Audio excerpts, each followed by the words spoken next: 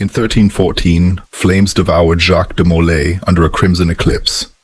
His dying whisper, 7 blood moon cycles, and from silence, the order rises.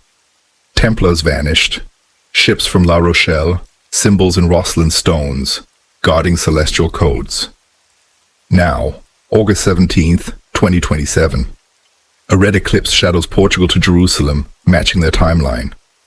Lost codices, reborn secrets, Vatican vaults and viral sundials scream, the veil lifts. Kings burned it. Symbols endured. What awakens? Dive in. Unravel the prophecy, like if it grips you. Share the chill. Subscribe for more. Comment. What rises in 2027? The fire climbed high in a courtyard of the temple.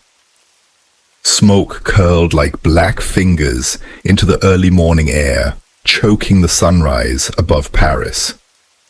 Chains rattled, not from resistance, but from ritual.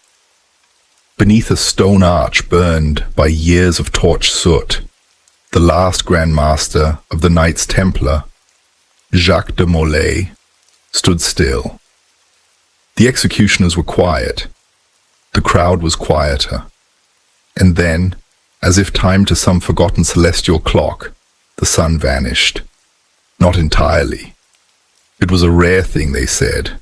A lunar eclipse, bleeding through the dawn haze, turning the world in shades of deep red and bruised violet. The effect was immediate. Panic and whispers, cries of omen from the superstitious. De Molay raised his head, his eyes locked on the veiled moon, and then he spoke. The words weren't fully recorded, not by any official hand, but fragments survive. Shadows of syllables scratched into prison walls and remembered in the trembling voices of those who watched him burn. Within 7 cycles of the crimson moon, truth shall awaken in the place of silence, and the order shall rise again beneath the mark of the red eclipse. 7 cycles. The phrase haunted the centuries that followed. Every significant lunar eclipse since 1314 has drawn quiet scrutiny, especially those tinged with red, blood moons as they came to be known. Most passed without comment, but some were marked by upheaval, betrayal, the fall of powers once thought unshakable. And now, scholars and silent orders alike turn their eyes to the sky once more. Because in the year 2027, a rare blood moon will darken the earth again. On August 7th, to be precise, a red eclipse. Is it coincidence, a pattern of nature, or a thread in a much older design? The prophecy, if we dare call it that, was never formally accepted by the Church, nor was it outright condemned. Like many dangerous ideas, it lived in the space between memory and myth, hinted at in Masonic allegories, echoed in strange symbols found carved into remote chapels, painted in the margins of Crusader texts, whispered in the rituals of forgotten brotherhoods. It never vanished. It endured quietly. And now the whisper grows louder. You feel it, don't you? That tug at the edge of knowing. That moment when history feels more like a doorway than a tomb. What if the fire was never just about death, but about concealment? What if the moon that turned red in the smoke of Jacques de Molay's execution was a clock, not a coincidence? If the mystery of the red eclipse has drawn you in, hit subscribe. Drop a comment with where you're listening from and what time it is there. And share this if it sparks your curiosity. You're about to journey into a world of silent vows, forgotten geometry, and a riddle sealed in fire more than 7 centuries ago. Because Because this isn't just about prophecy. It's about control, about who gets to write history and who dares to read between the lines. Let's begin. The story of the Red Eclipse starts where most would believe it ends, in the ashes of the Templar Order. On the surface, the events are well documented. Arrests in 1307, torture, confessions, executions. But beneath that history lies another layer, stranger, quieter, and far more enduring. It is the layer of symbols. Consider this. At the time of the arrests, Templar envoys were allegedly traveling across Europe with sealed crates and coded scrolls. The contents were never recovered. Some claim they contained relics. Others believe it was knowledge, maps, perhaps, or calendars or astronomical guides deemed too dangerous. One persistent legend refers to the Crimson Chart, a document lost to the ages, written in both Greek and Aramaic, describing a celestial event that would mark the rebirth of an ancient order. Why would warrior monks track the stars? Why would an order sworn to poverty and faith bury coded messages in the geometry of stone cathedrals and pilgrimage routes? Unless, of course, they believed time itself could be measured, and that some moments, rare, red, and celestial, meant more than others. This is the world we are stepping into, a world where silence was armor and fire a form of communication, where the moon was more than light in the sky. It was a warning, a threshold, a cipher. You walk through this now. Yes, you imagine it. A cold chapel in the hills of northern Spain, the smell of dust and old paper. A faded mosaic in the shape of a circle bisected by flame. You kneel before it. You listen. Beneath your feet lies stone, but perhaps something more, a vault, a seal, or just memory waiting to be awakened. What if silence were not empty? What if the Red Eclipse prophecy is not a fable, but a code waiting to be fulfilled? And if it is real, why now? Why 2027? In the aftermath of the First Crusade, the streets of Jerusalem pulsed with tension. Dust clung to stone walls, still stained by the blood of conquest. And the newly claimed holy city felt less like a sanctuary and more like a battleground between belief and survival. It was in this uncertain dawn that a small group of knights emerged, not for glory, not for plunder, but for something older. They were sworn not only to protect pilgrims on the treacherous roads of the Levant, but also to guard secrets buried deep beneath the Temple Mount itself. They called themselves the poor fellow soldiers of Christ and of the Temple of Solomon. History would remember them simply as the Knights Templar. Their beginnings were modest.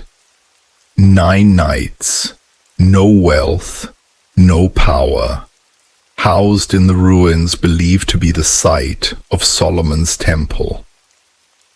But what they found there, or believed they found, would ignite a transformation no one could have foreseen.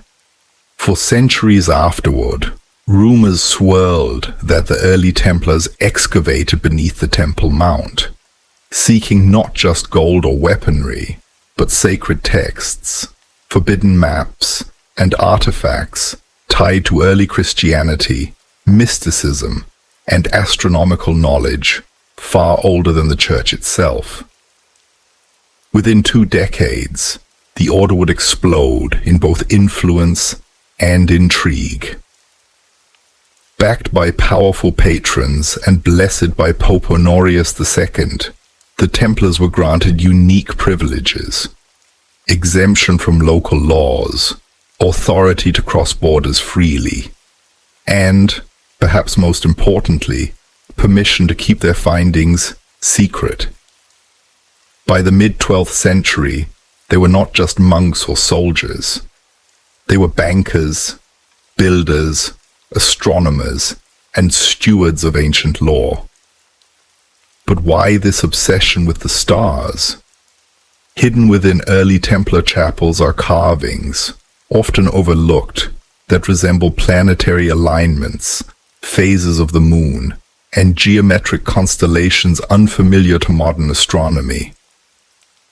One chapel in Portugal contains a stained glass window depicting a red disc suspended over a mountain range, accompanied by an inscription in Latin: Sanguis lunae porta temporis, blood of the moon, gateway of time. This was not idle decoration. The Templars saw patterns where others saw chaos in the heavens. They sought meaning. They believed certain moments in time were imbued with divine resonance, where the spiritual and material planes aligned. Eclipses, especially blood moons, were not omens of doom, but invitations to revelation. In private writings, a Templar scribe named Brother Mathieu described lunar eclipses as veils drawn from the face of divine memory. The term Red Eclipse appears in his margin notes as early as 1139, almost 200 years before Jacques de Molay's execution. Could the prophecy have begun there? It is important to understand the culture of secrecy that defined the Templars. Their rituals, rank structure, and encrypted symbols were not born solely from fear of persecution, but from a deeply held belief that certain truths were not for the unprepared. The world was not ready for prophecy. Not then, perhaps not now. At the heart of their philosophy lay the idea of cycles, of history moving not in a straight line, but in a spiral. The number 7 appears frequently in their architecture. 7 windows, 7 steps, 7 pointed stars. To them, 7 was a sacred interval. If we consider the phrase spoken by de Molay, 7 cycles of the crimson moon, and count forward, we arrive at the 21st century and the next rare blood moon to occur in a pattern fitting their preserved cycle. August 7th, 2027. This is not coincidence, at least not to those who carry the legacy. The Templars didn't just rise, they transformed the very infrastructure of Europe. From the coastlines of Portugal to the hills of Scotland, their strongholds were aligned with precise geographic and celestial markers. Some believe these alignments were part of a long-term timekeeping system, echoing ancient practices found in Egypt and Sumer. With the idea that certain sites were built not for worship, but for activation, waiting for the right configuration of the heavens. This concept, called temporal geometry, survives today in the rituals of some fringe esoteric societies. Most dismiss it as pseudoscience. But what if the Templars encoded more than metaphor? What if the Red Eclipse prophecy was designed not just to predict a date, but to awaken action? There is one final detail from this era, easily overlooked but chilling in hindsight. In 1147, the Templars were present at the siege of Lisbon. It was a brutal affair, but their records of the battle contain an odd footnote. During the night before the final charge, a lunar eclipse darkened the sky. It was said that the knights knelt together silently, weapons lowered, eyes fixed upward. One chronicler wrote that the moon wept red and the temple did not speak. Nothing more, no explanation.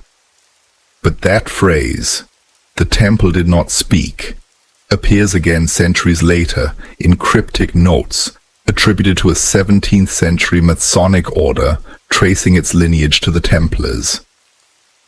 The same phrase is etched into a forgotten chamber beneath an abbey in Languedoc. Why repeat such a thing unless it mattered?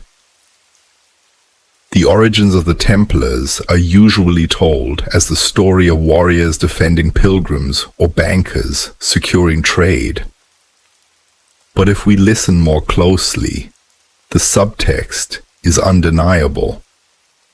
They were watchers of the sky, keepers of rhythm, architects of silence, and perhaps, just perhaps, bearers of a prophecy tied to the blood-red moon. The rise of the order was not just military or economic. It was spiritual, esoteric, and deeply astronomical.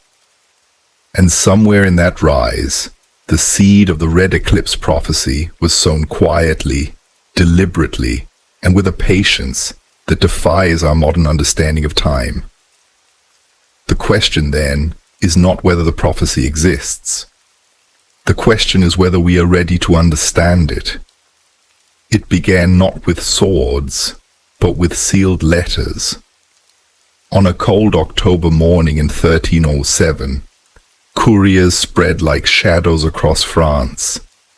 Each bore the same message, handwritten by King Philip IV and marked with his private seal. Arrest every member of the Knights Templar. The operation was coordinated, swift, and merciless. By the end of the day, hundreds of knights had been seized. Their properties were confiscated, their chapels broken open, their voices silenced. But something about the silence felt planned. In Paris, as dawn broke over the Seine, black-clad guards battered down the doors of the Templar stronghold. What they found shocked them. Not resistance, but evacuation. Many chambers were empty. The treasure vaults had been cleared, documents burned or missing. It was as if the Templars had known, as if they had been waiting. And in truth, they had for years. Whispers of tension between the French crown and the order had circulated. King Philip IV, heavily indebted to the Templars for financing his wars, had grown resentful of their autonomy, their wealth, and their secrets. The Church, wary of the order's growing independence and strange rituals, turned a blind eye as Philip plotted their downfall. But even with this brewing storm, the sheer efficiency of the Templar disappearance suggested more than mere anticipation. It hinted at a contingency, a plan designed long before Philip ever lifted his pen. Among the surviving records is a letter from a Templar scribe in Rouen. It was never delivered, hidden within a false bottom of a reliquary. It reads, "The signs are aligning. The crimson veil nears. If this reaches you, enact the 7th seal. Time must not fall silent." The language is cryptic, but if we consider that in Templar lore, the phrase 7th seal corresponds with cycles of celestial time, and that crimson veil likely refers to a lunar eclipse, we see something chilling. The fall of the Templars may not have been the end of the order. It may have been its ignition. The trials that followed were brutal. Under torture, knights confessed to heresies, both absurd and impossible. worship of idols, spitting on the cross, secret kisses. But these confessions were riddled with contradictions. One common thread did emerge, however, though often redacted or overlooked: a name, Baphomet. Many theories swirl around the origin of this name. Some say it's a corruption of Muhammad, used to accuse the Templars of Islamic sympathies. Others believe it's a code word, possibly a cipher. But a small number of historians have suggested that Baphomet was not a person or idol, but a concept, balance through opposition, duality, eclipse. A report from the inquisitors in Poitiers includes an unusual note. One knight, whose name was stricken from the final transcript, reportedly shouted before dying, "The moon shall darken, and blood shall awaken the temple." It was dismissed as madness, but viewed through the lens of the Red Eclipse theory, such a cry feels deliberate, perhaps even prophetic. Jacques de Molay, the last Grand Master, was imprisoned for 7 years. During that time, he was interrogated, humiliated, and likely tortured. Yet by all accounts, he never fully broke. He denied the charges. He stood defiant. And when his execution came in 1314, he walked to the pyre with unshaken resolve. The flames consumed him slowly. Eyewitnesses claimed he stared into the sky as he burned, lips moving, speaking words that were drowned by fire and wind.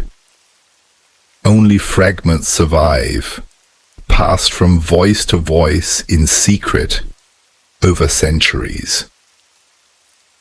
The most persistent version of his final words: "Clement, Philip, before a year is done, you shall face judgment before God.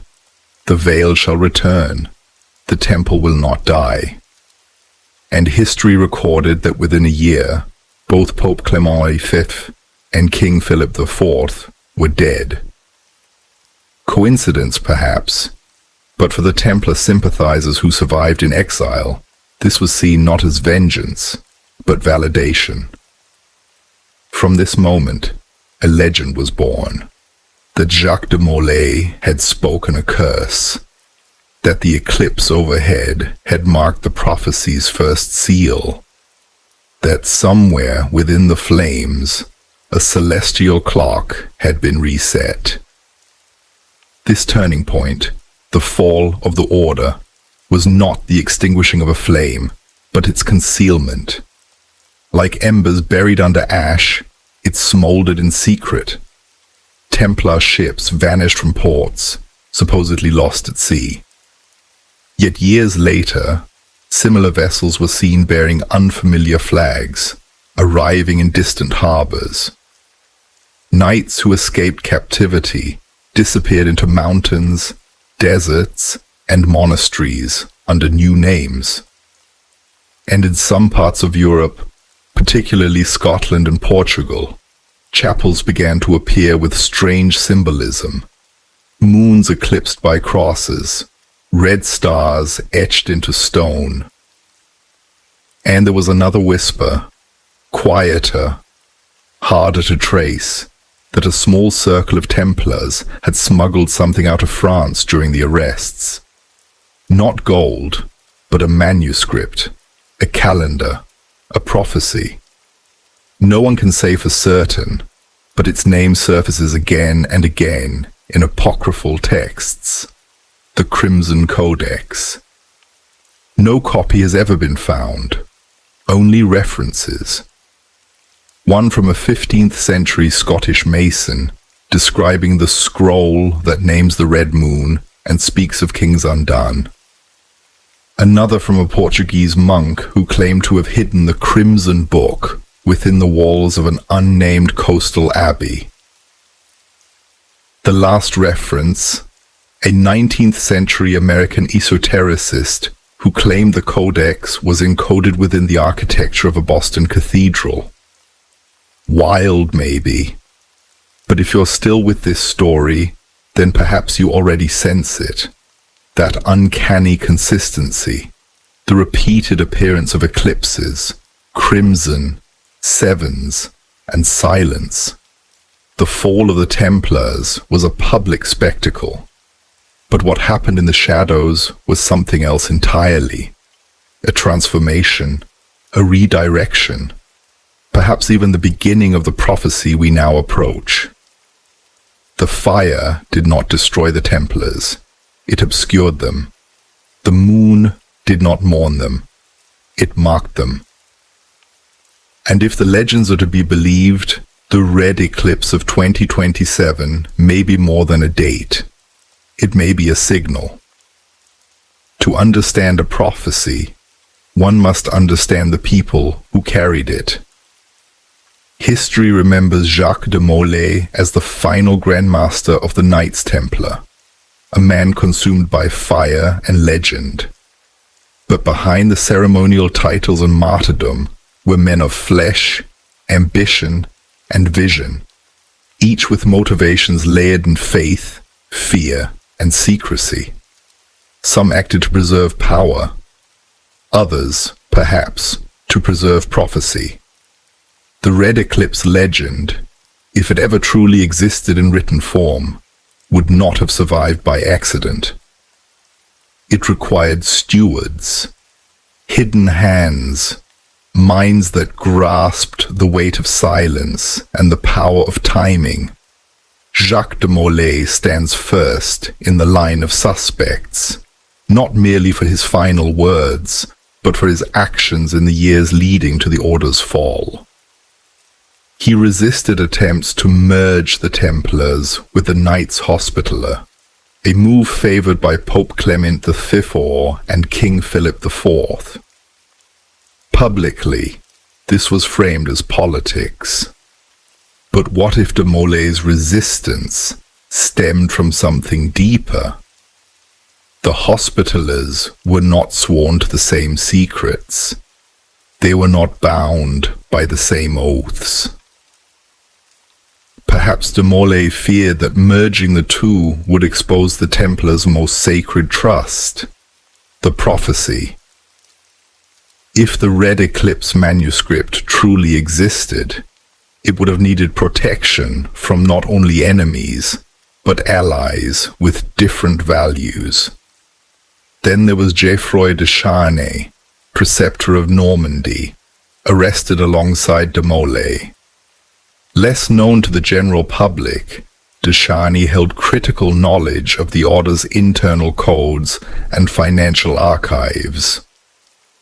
But more importantly, he was rumored to be the guardian of one of the Templars' most enigmatic relics, the object we now call the Shroud of Turin.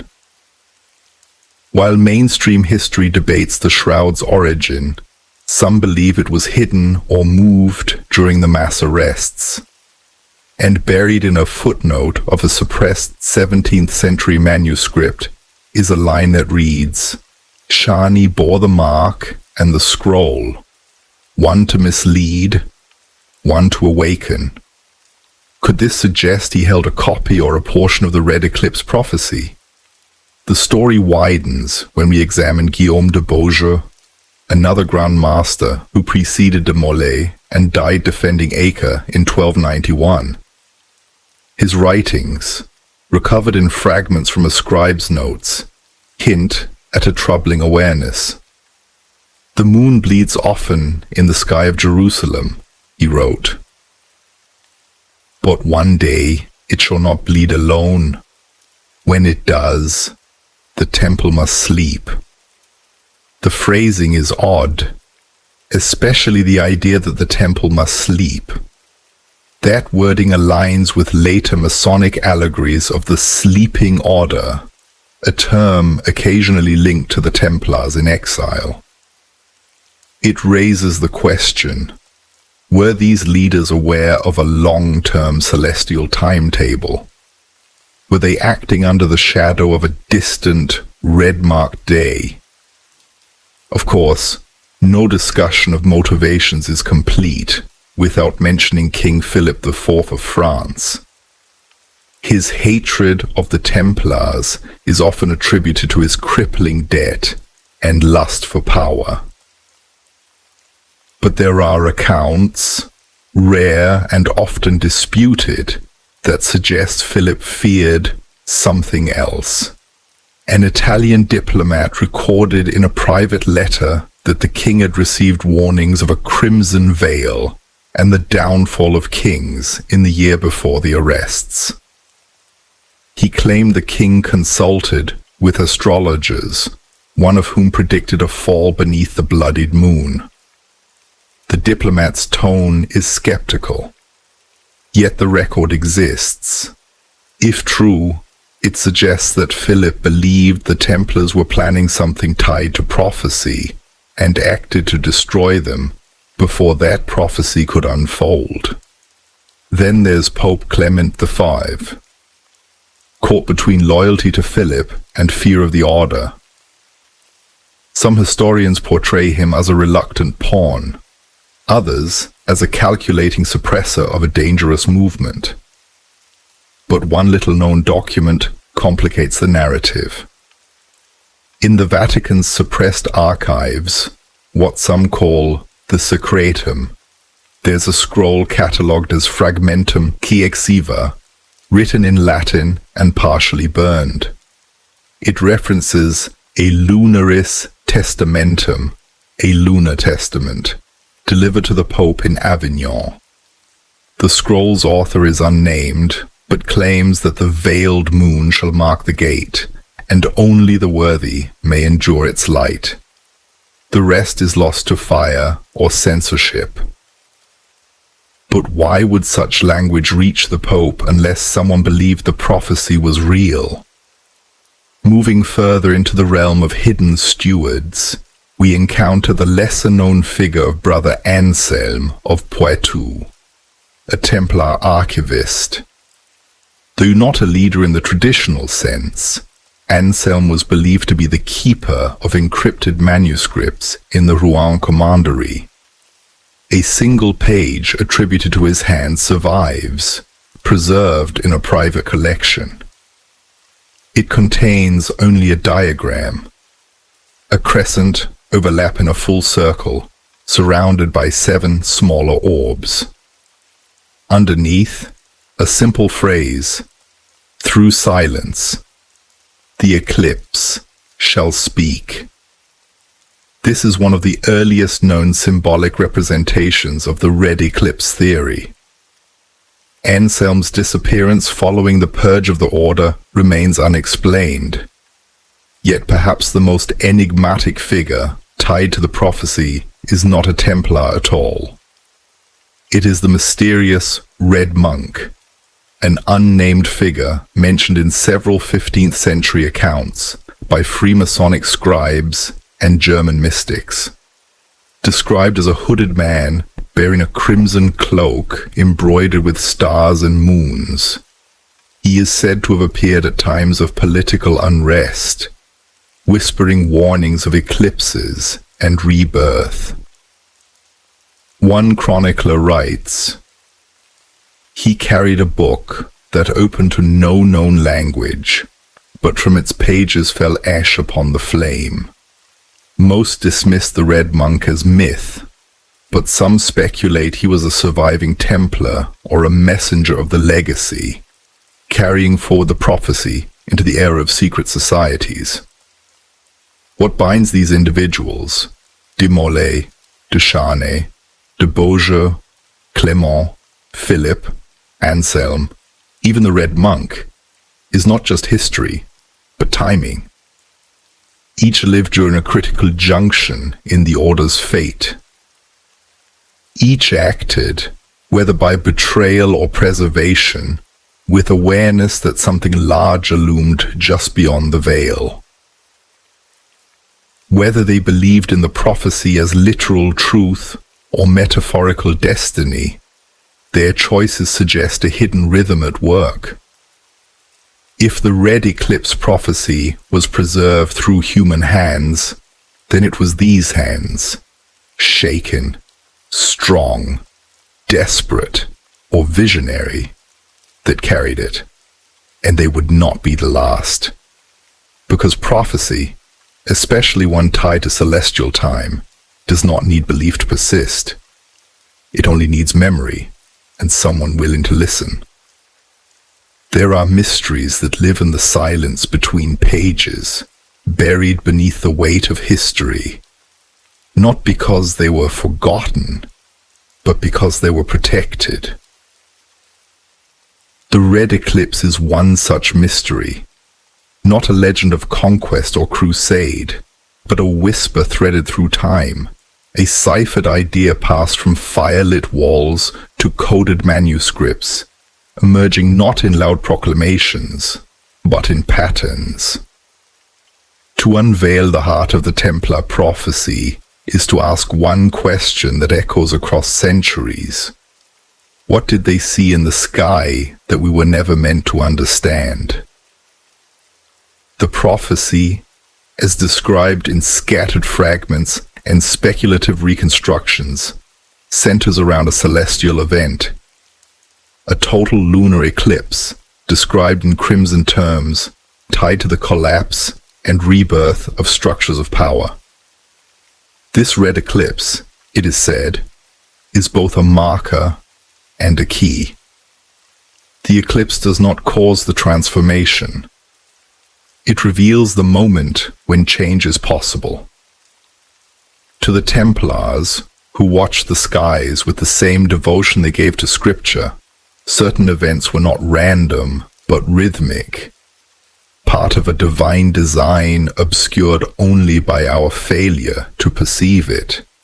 A 14th century parchment found in a monastic ruin in Navarre describes a veil of red shadow passing over the moon, beneath which the temple sleeps and the unbroken seal turns to ash. Though the document is fragmented and partially erased by time, scholars have long noted its alignment with the Templar esoteric worldview. It speaks not of war or judgment, but of awakening, a cosmic alignment, precise and rare, that signals the return or reactivation of a hidden order. The text refers repeatedly to the seventh gate, likely referencing cycles of 7 lunar eclipses, a numerical pattern that appears frequently in Templar architecture and ritual design. At the core of the prophecy appears to be a belief in cosmic windows, brief, astronomically significant periods when knowledge, hidden or obscured, can be reclaimed. These windows are not arbitrary. They are calculated with great care using a mixture of lunar calendars, sacred geometry, and ancient Sumerian star charts, some of which were rumored to be in Templar possession after their excavations beneath the Temple Mount. One of the few semi-complete references to this event is found in a document known as the Codex Obscura, a 16th century manuscript held in the archives of a Swiss Masonic lodge. In it, the following passage appears, translated from a Latin-Greek hybrid dialect. When the 7th shadow shall fall upon the moon, and earth be bathed in crimson, the temple shall stir in silence. The watchers shall return to their stations, and the seal shall open. This passage has haunted historians and occult researchers alike. The language suggests not merely a prophecy, but a timed mechanism, something sealed, an idea, a structure, a purpose, awaits a specific alignment to be unlocked. Some interpret this literally, imagining hidden vaults or underground chambers. Others believe it refers to consciousness, a collective awakening tied to planetary cycles. Either way, the eclipse becomes the pivot around which silence becomes revelation. Throughout Templar iconography, subtle hints to the Red Eclipse surface. In a cathedral in Tomar, Portugal, one of the last known Templar strongholds, an intricate carving above the altar shows a cloaked figure kneeling beneath a blood-red moon, hands open, eyes blindfolded. The words beneath read, Per lunam, veritas. Through the moon, truth. Nearby, 7 stars spiral outward from the figure's hands. To the untrained eye, it's art. To those familiar with the pattern, it's a signal. The prophecy was never intended to be shouted from towers. It was written in symbols, embedded in stained glass, encoded in stone, whispered into vaults where sound barely traveled. The Templars, like many ancient initiatory orders, believed that truth was dangerous when given too soon, that knowledge must be earned, not received, that time is not a line, but a spiral, and every spiral has its echo. The Red Eclipse is such an echo, resonating across time, waiting to align again. Interestingly, the prophecy doesn't predict apocalypse, as many have assumed. It speaks of return, judgment, and rebalancing. The term collapse appears frequently, but always paired with awakening or rebirth. In this way, the Templar prophecy echoes ancient Zoroastrian beliefs, as well as the Mayan understanding of temporal cycles, where the end of one age is simply the veil lifting on another. In this context, the Red Eclipse of 2027 isn't a cataclysm, but a threshold. And what lies on the other side? According to some interpretations, the prophecy aligns with the appearance of a new architect, not a person necessarily, but a force, a collective realignment of purpose. Some have speculated that this refers to technological advancement, an era where humanity reconnects with cosmic patterns through data and digital memory. Others believe it signals the resurgence of lost orders, Templar descendants, silent fraternities who have waited for this alignment to complete their ancient vow. A few go further, suggesting that the eclipse will mark the revelation of truths long buried.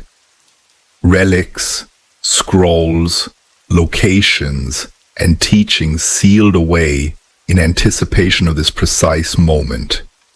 A few modern thinkers have traced this alignment to other events. In August 2027, the total lunar eclipse will pass over parts of North Africa and the Middle East, regions rich in Templar history, Crusader woes, and biblical prophecy. The path of totality crosses deserts once traveled by Templar envoys and ancient cities where early Christian mysteries first bloomed. The idea that such an eclipse would pass over these sacred sites has stirred interest from quiet corners. Esoteric think tanks, silent monastic orders, and independent researchers alike. They ask the same question you may be asking now. Did the Templars know? Did they predict the alignment of this very eclipse more than 700 years ago? Or were they simply preserving a more ancient calculation? Something passed down from older civilizations, perhaps even pre-diluvian cultures, whose understanding of astronomy and divine timing far exceeded our own. The veil of time is hard to pierce, but the Red Eclipse prophecy, if we listen closely, speaks to more than just an event. It speaks to a design, a pattern that does not demand belief, but invites observation. The moon turns red. The silence deepens. And somewhere in that silence, a seal breaks. Not with thunder, but with memory. It is not the sound of a prophecy fulfilled. It is the sound of one returning. Evidence is not always loud. Sometimes it hums just beneath the surface of accepted history, half-formed, worn thin by time, dismissed as coincidence. But for those who look closely, there are fragments, clues, traces that when gathered with care form the outline of something more. A design once hidden in shadow, now flickering into the light. The Red Eclipse prophecy is not inscribed in a single book or carved into a monolith. It lives in the margins, the misfiled scrolls, the forgotten chapels. This is where we begin.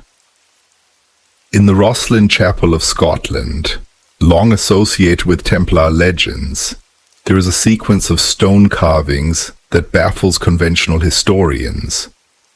Along the inner walls of the chapel are 213 unique cubes, each bearing a geometric pattern. While some dismiss them as decorative flourishes, others suggest they are encoded with musical and mathematical sequences that align with lunar cycles. In 2005, a father-son duo of musicians claimed to decode part of the pattern into a harmonic scale, with one segment matching a progression tied to the Saros cycle, the ancient method for predicting eclipses. One particular symbol, repeated 7 times, resembles a circle bleeding into darkness. Local oral traditions refer to it simply as the blood moon key. Farther south, in a Portuguese chapel built atop a Templar commandery in Tomar, another strange feature presents itself. Beneath the main altar, accessed through a narrow spiral stair, lies a chamber no wider than a well. On its domed ceiling, faded with age, are painted 7 overlapping circles. At their center, a single crimson star, once vibrant, now nearly lost to smoke and candle soot.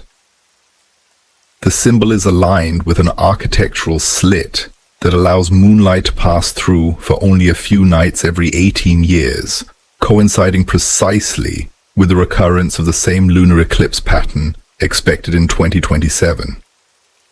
The locals call this alignment a janela do silencio, the window of silence. No official record explains its purpose. Then there is the Chartres Cathedral in France, a structure often tied to esoteric symbology and sacred geometry. The labyrinth inlaid into the cathedral's stone floor contains subtle, deliberate distortions that break the pattern at 7 points. Points that, when mapped, form the outline of a crescent moon intersected by a straight line. In the margins of a 15th century architectural manual associated with Chartres, a monk wrote, "Mark the shadows, not the stones. The truth turns red before it turns gold." Some believe this refers to a hidden chamber or coded timeline embedded within the cathedral's design. And yet, not all traces are found in stone.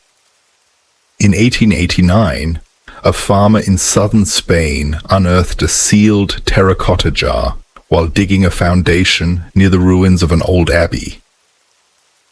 Inside were 3 brittle scrolls, mostly illegible, but one contained a partial diagram, concentric circles with dates and lunar symbols, surrounded by archaic Latin phrases. A rough translation reads, "When the shadow turns to flame, the sleeping seal will open. The 7th sign shall not pass unseen." The scroll was purchased by a private collector, and has not been publicly displayed since 1923. Photographs from the time show one disturbing detail: a small cross drawn in red ink at the center of the circle, beneath a faded crescent. These are not isolated anomalies. From German libraries to Turkish monasteries, from dusty Vatican corridors to New World Masonic vaults, references to crimson moons, seven seals, and silent awakenings resurface again and again. They are often buried in texts considered apocryphal, Gnostic, or heretical. In a 14th century copy of the apocryphal Visions of Esdras, inserted between the margins by an unknown hand, is a drawing of a man kneeling beneath a red eclipse, arms raised. The caption beneath it reads simply, "Templum obscurum expectate." Dark temple. Wait. Digital analysis of medieval astronomical texts conducted in the early 2000s revealed multiple instances of unusual notations around eclipses, particularly those matching the red-hued total eclipses known today as blood moons. A study by an Italian university catalogued 27 medieval documents referencing red veil events. Most were dismissed as poetic flourishes, but the same phrasing appears in Templar records, Masonic rituals, and even in Islamic texts describing the crimson cloak of the Watchers. The recurrence is difficult to ignore. Perhaps the most haunting piece of evidence comes not from Europe, but from the New World. In Nova Scotia, where some theorize Templar ships may have arrived centuries before Columbus, lies the infamous Oak Island. The island's mysterious money pit has captivated treasure hunters for generations. Among the strange findings there, wooden platforms, coconut fibers, a stone with cryptic symbols, was a piece of parchment bearing the words 40 FT below, 2 seals break, and a symbol resembling a red crescent above a cross. Some speculate this hints at a hidden Templar archive, sealed until a predetermined celestial moment. Theories abound, none confirmed, but the eclipse in 2027 will cast its shadow over the Atlantic. Could it be a coincidence? Then there's the Crimson Codex, mentioned in whispers, but never found. Some believe fragments of it exist under different names, scattered across Europe like shattered glass. In a rare 17th century French folio titled Le Livre d'Ordre, a passage describes a book that opens only when the stars burn red and the bells are silent. It suggests that this book, lost or hidden, contains not just prophecy, but a map, a celestial roadmap to a long-planned unveiling. And so, the evidence piles, not in certainty, but in suggestion. Taken alone, any one of these clues might be dismissed, a curiosity, an echo, a trick of time. But together, they create a pattern, a mosaic waiting for the final piece. And that piece may be the eclipse in 2027, a date calculated centuries ago, buried in stone and scroll, and now rapidly approaching. What would happen if the pieces are aligned? What if the window of silence opens? What if the map etched in stained glass becomes legible under crimson light? What if the seals, whatever they are, begin to crack? Perhaps nothing. Perhaps everything. Because history often hides its most powerful truths not in proclamations, but in traces. In the footsteps left behind by those who saw too far and spoke too little. The fire was meant to erase them. The confessions, the torture, the ash, all carefully orchestrated to silence the order forever. But fire, as the Templars knew well, does not only destroy, it transforms. And in the months and years that followed the mass arrests of 1307, a quieter movement unfolded beneath the surface of Europe. Ships vanished from ports. Names disappeared from rosters. Some died. Others adapted. If the Red Eclipse prophecy was to survive, it could not remain in plain sight. It had to move, to hide, to change its name, but not its nature. What followed is less a record and more a trail marked by strange architecture, whispered traditions, and unexpected alliances. Historians often focus on the destruction of the order, but few ask how, despite the coordinated purge, so many assets, symbols, and echoes of the Templar world managed to persist. The answer may lie in escape, not as retreat, but as strategy. An escape designed centuries in advance, a dispersal with purpose. Let us begin in La Rochelle, the western French port from which many Templar ships sailed. According to a 14th century maritime registry, several vessels vanished in the weeks after the arrests. No wreckage was found, no destinations recorded. Rumors suggest the fleet set sail toward Portugal, Scotland, and even the shores of the New World. One legend claims that among the ships was a heavily guarded vessel known only as La Sombra, the Shadow, carrying sealed chests and 3 knights who had sworn a final vow to guard the Crimson Truth until the moon bleeds once more. In Portugal, King Dinis refused to persecute the Templars. Instead, he created the Order of Christ in 1319, transferring much of the Templar infrastructure into this newly named brotherhood.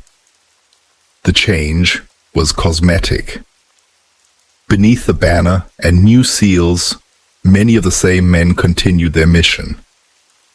It was within the Order of Christ that new temples were constructed, bearing the same motifs: 7 stars, lunar crescents, and red crosses. Some chapels included astronomical features, windows aligned with the moon's cycle, stone carvings of eclipses hidden behind altars. In effect, Portugal became a sanctuary not only for the survivors, but for the prophecy. Scotland, too, played a role, though more in shadow than in light.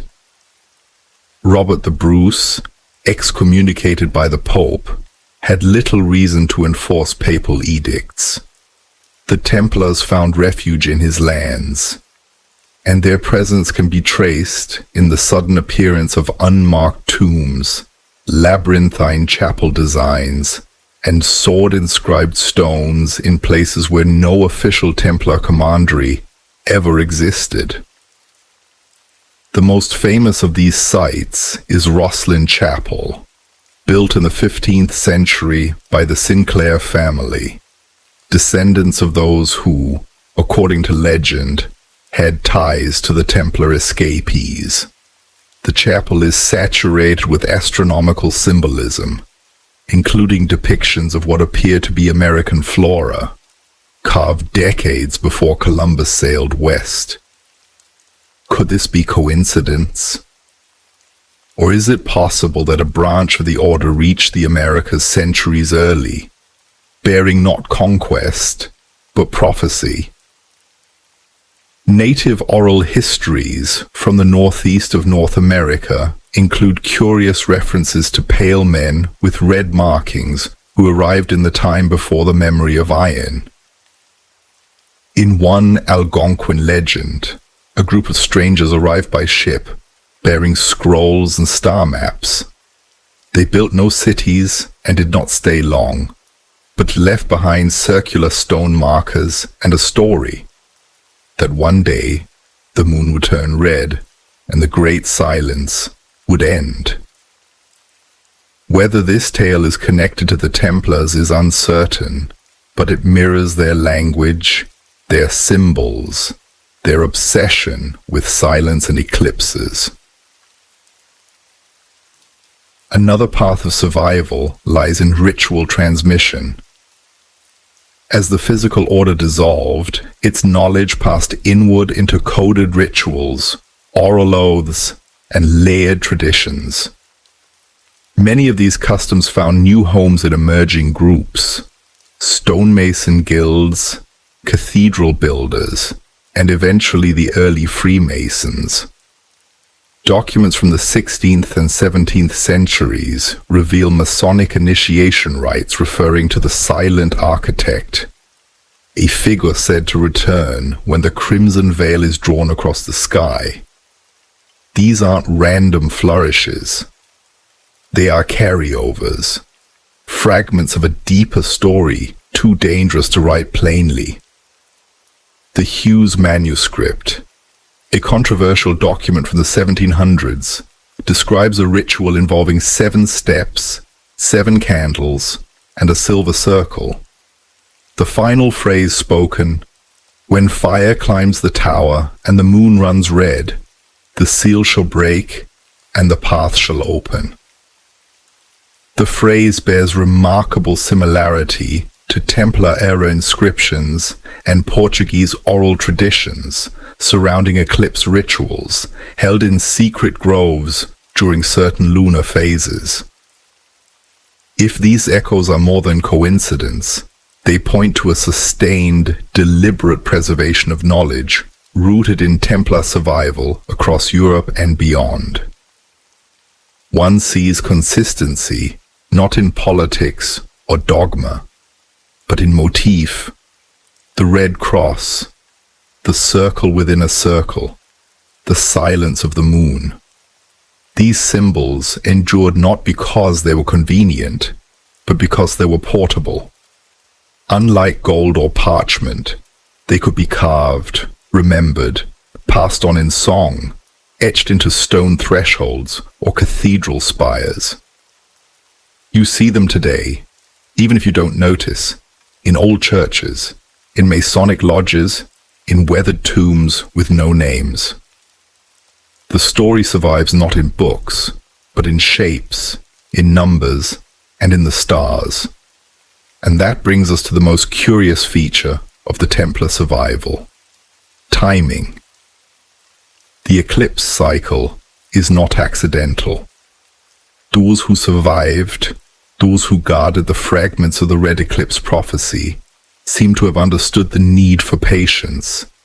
7 eclipses, 7 seals, 7 generations.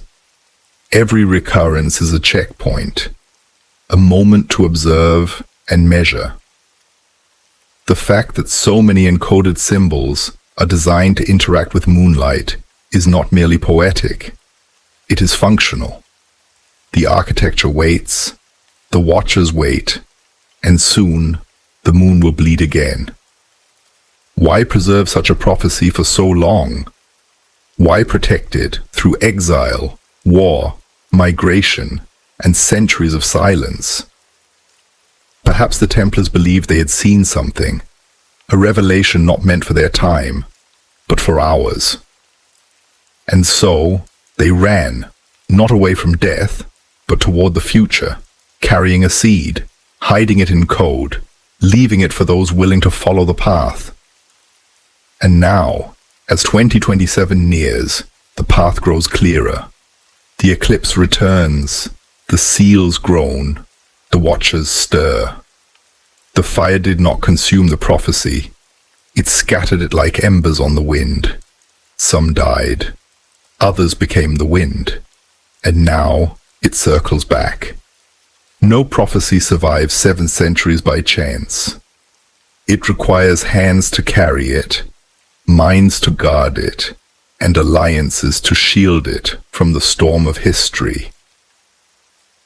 The Templars, once the most powerful military and financial force in Christendom, were dismantled in a matter of years.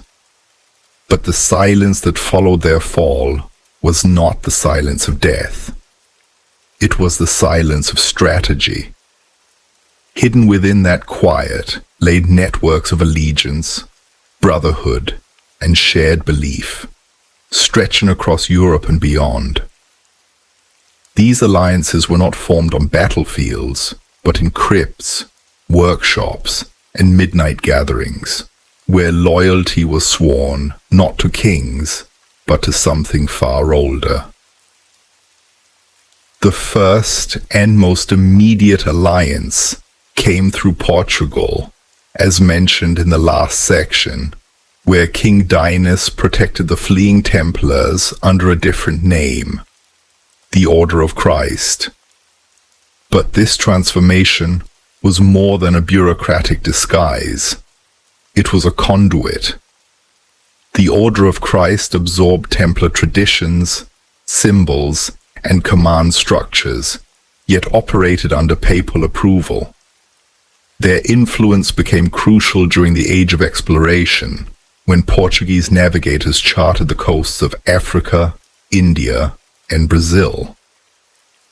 Many of these voyages bore sails marked with a red cross, a symbol curiously preserved from Templar design.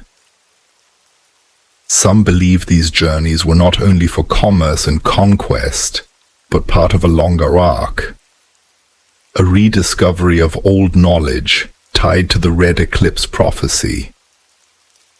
Then came the Masons, not yet the modern Freemasons, but the operative guilds of stonemasons responsible for building cathedrals across Europe.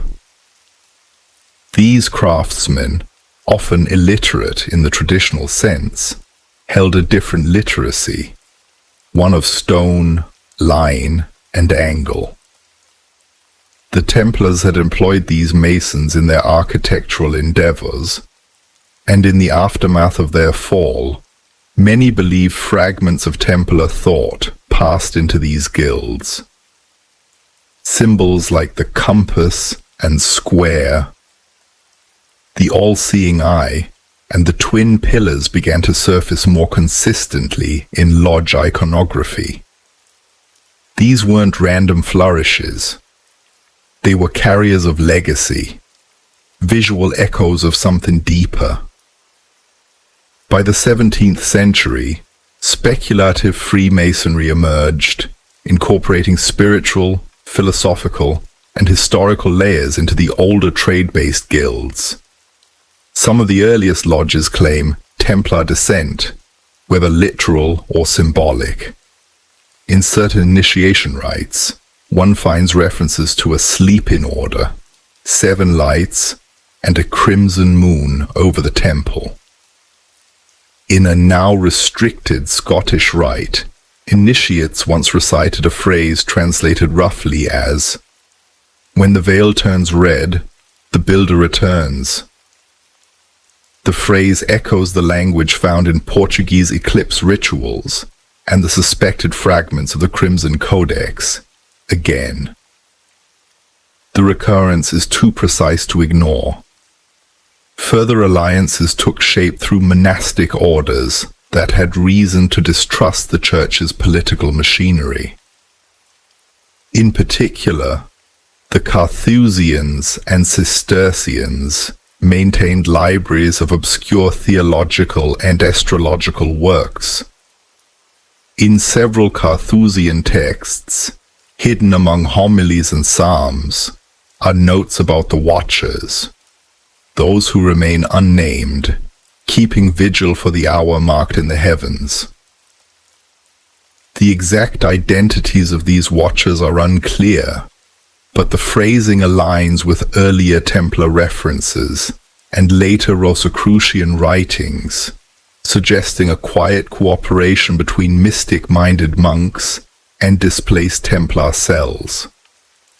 And then there are the Rosicrucians, an elusive group who emerged in the early 1600s, publishing manifestos filled with symbols of rebirth, hidden knowledge, and cosmic alignment.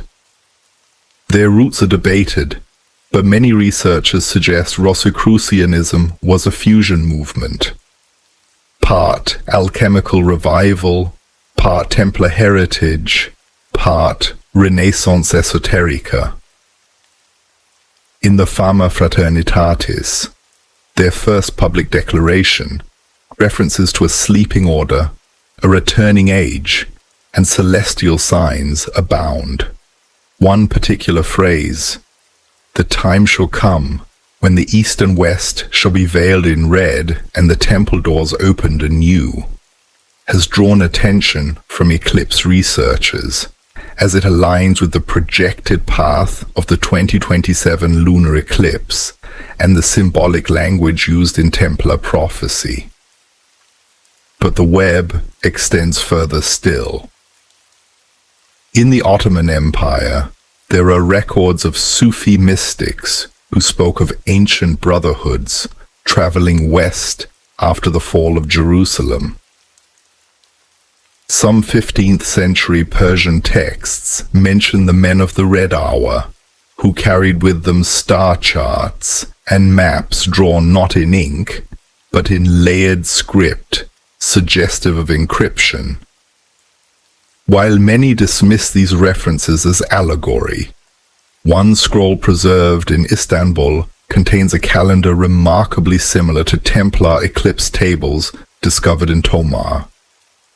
The idea that such knowledge could have crossed cultural lines is not just possible, it is probable. Mysticism, unlike politics, does not recognize borders. Even in the Americas, signs of hidden alliances flicker. In the early Spanish missions of the New World, certain chapels bear architectural anomalies, rose windows aligned to lunar cycles, labyrinths beneath the nave, symbols carved where no official doctrine permitted them.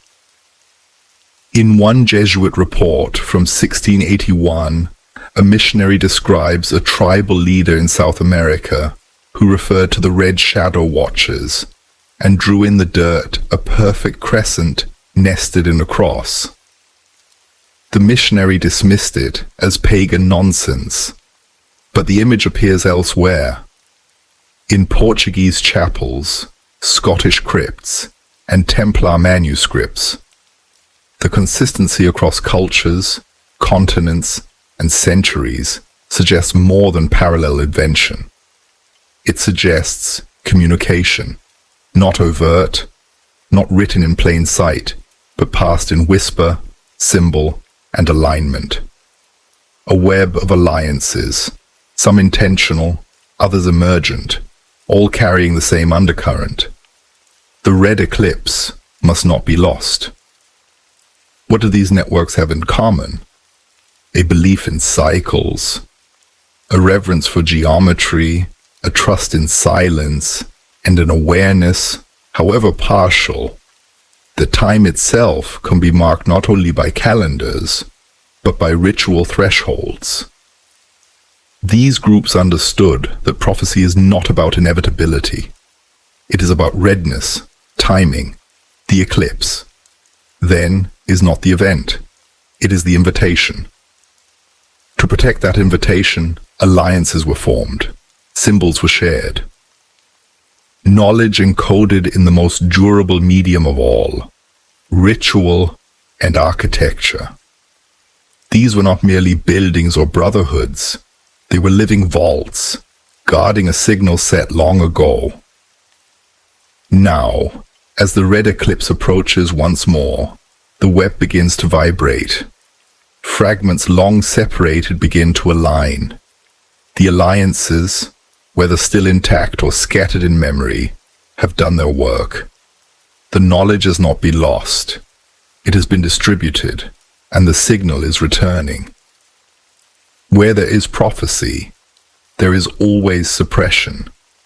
Not because the words are dangerous in themselves, but because of what they awaken. The possibility that history is incomplete, that the future is shaped by forces beyond thrones and councils. The Red Eclipse prophecy, if it ever lived as more than whispers, has endured the slow grind of intentional silence. Its survival is remarkable, not just because it crossed centuries, but because so many tried to erase it. Fire, censorship, heresy trials. These were not accidents of chaos, but deliberate efforts to unwrite a hidden script. From the moment of the Templars' downfall in 1307, the machinery of suppression began to turn. King Philip IV of France, driven by debts and paranoia, issued decree after decree not only to seize lands and assets, but to confiscate all documents and ritual materials belonging to the order. In Paris alone, over 20 chests of scrolls and ledgers were taken. Most were never seen again. Royal archives make passing reference to a set of lunar tables and a sealed codex inscribed with a red cross. They are not listed among the official church records of the trials. Their location today is unknown. The Vatican played its own role in silencing the deeper threads of the Templar tradition. Pope Clement V, eager to appease Philip while preserving the church's control, convened the Council of Vienne in 1312. There, the order was formally dissolved. But buried in the minutes of that council are repeated mentions of documents too sensitive for public inclusion.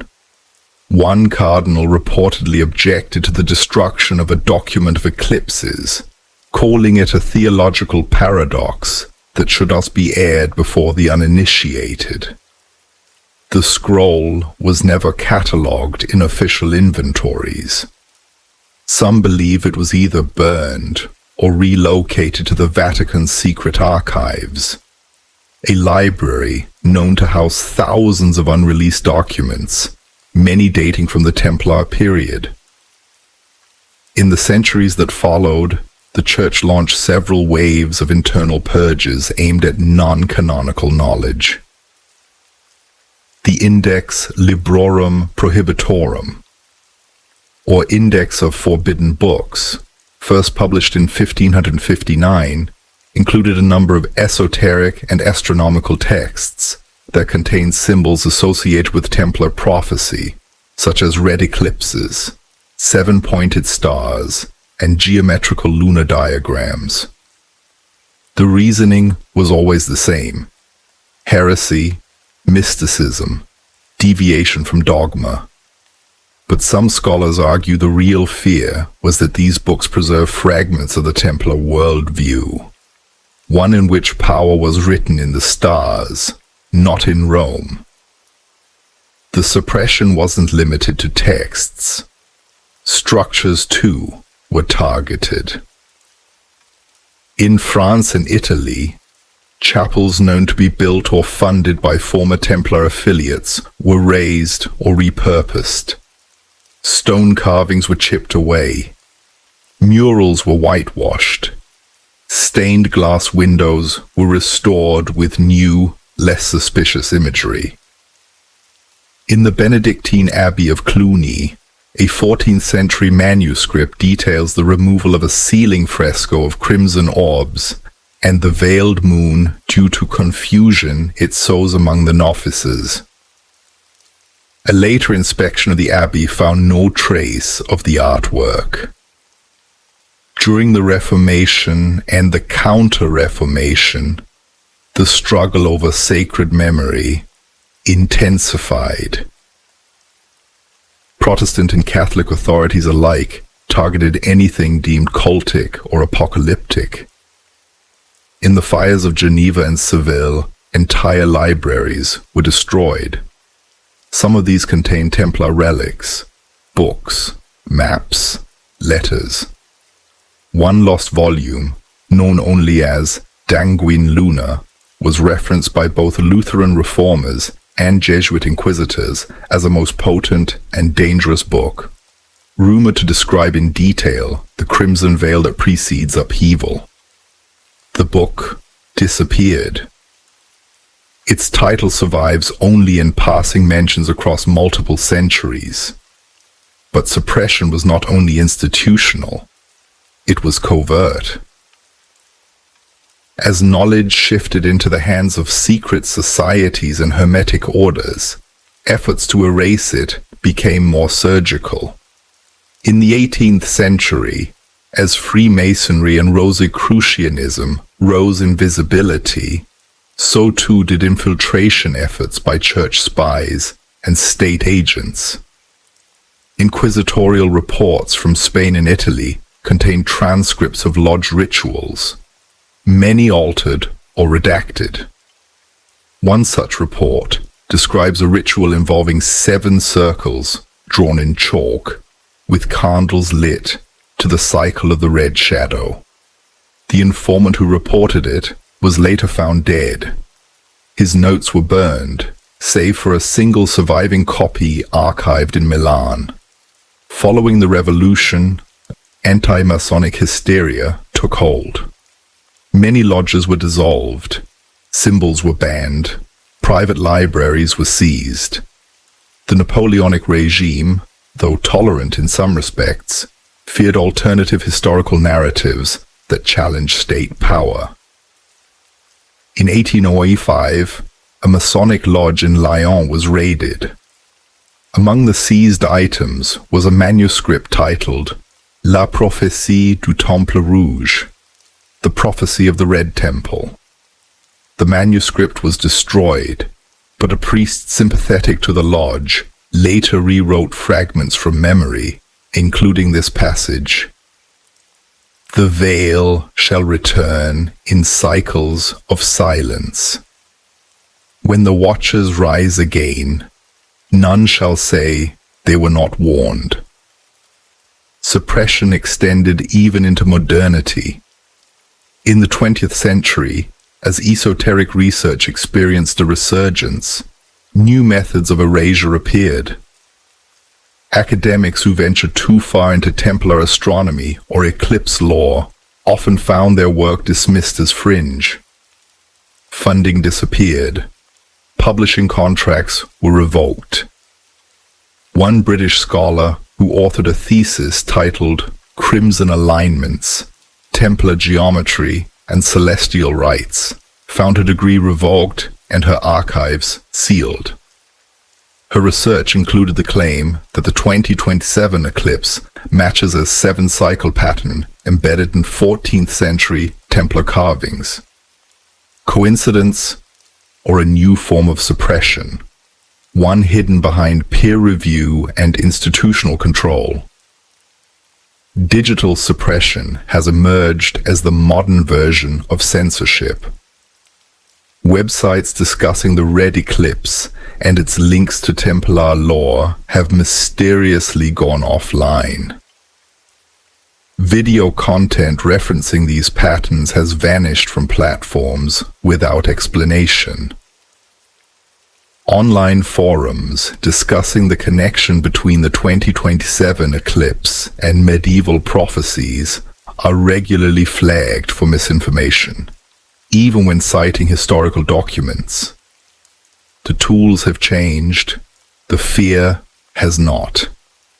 And yet, for every effort to silence the prophecy, the whisper has grown stronger. Perhaps it is because fire can only destroy so much. Symbols etched in stone, songs passed in ritual, myths repeated across generations. These endure. The more the prophecy is erased, the more it hides in resonance, waiting for those who know how to listen. Suppression does not prove truth, but it often proves significance. What is so dangerous about a prophecy tied to a red moon? What did they see in it? A shift in power? A rebalancing? A return? Whatever the answer, it was enough to mobilize popes, kings, censors, and spies across centuries. It was enough to burn libraries and erase names, enough to turn silence into a weapon.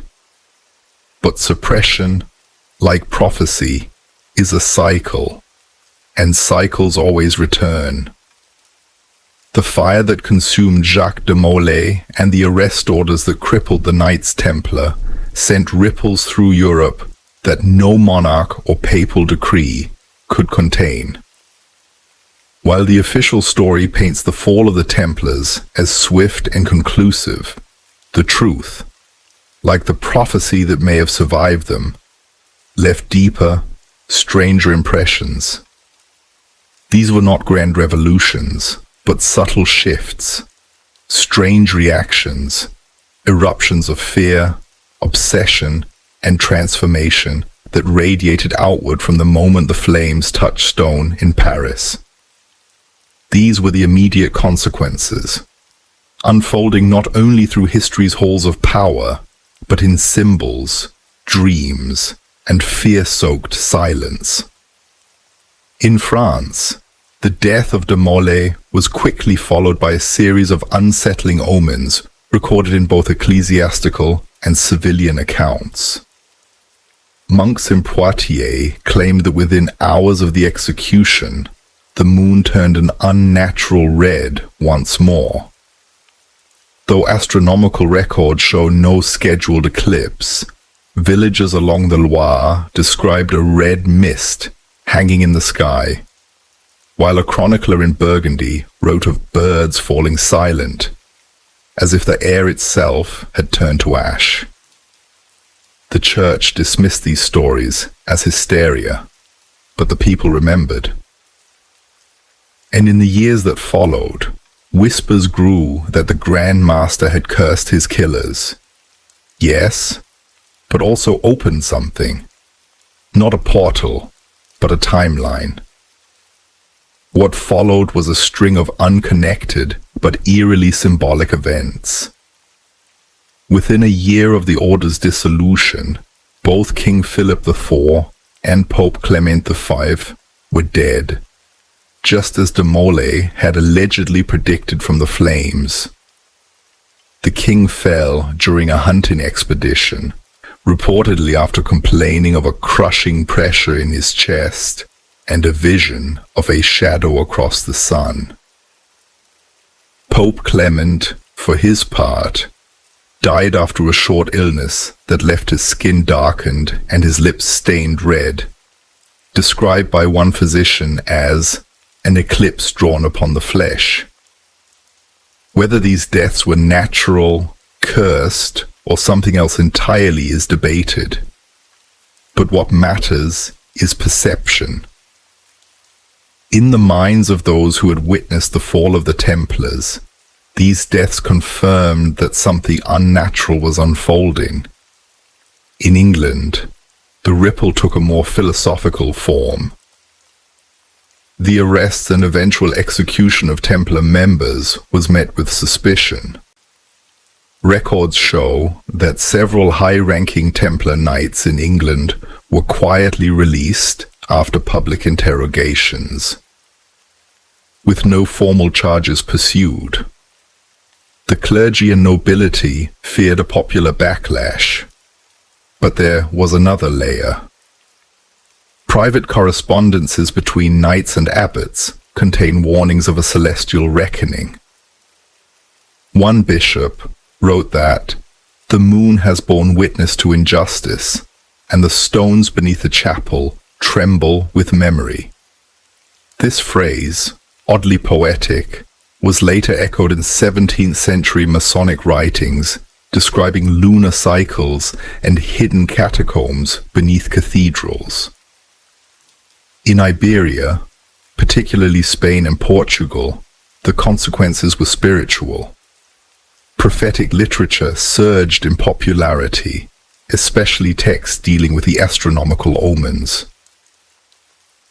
The writings of Joachim of Fiore, long dormant, found new audiences.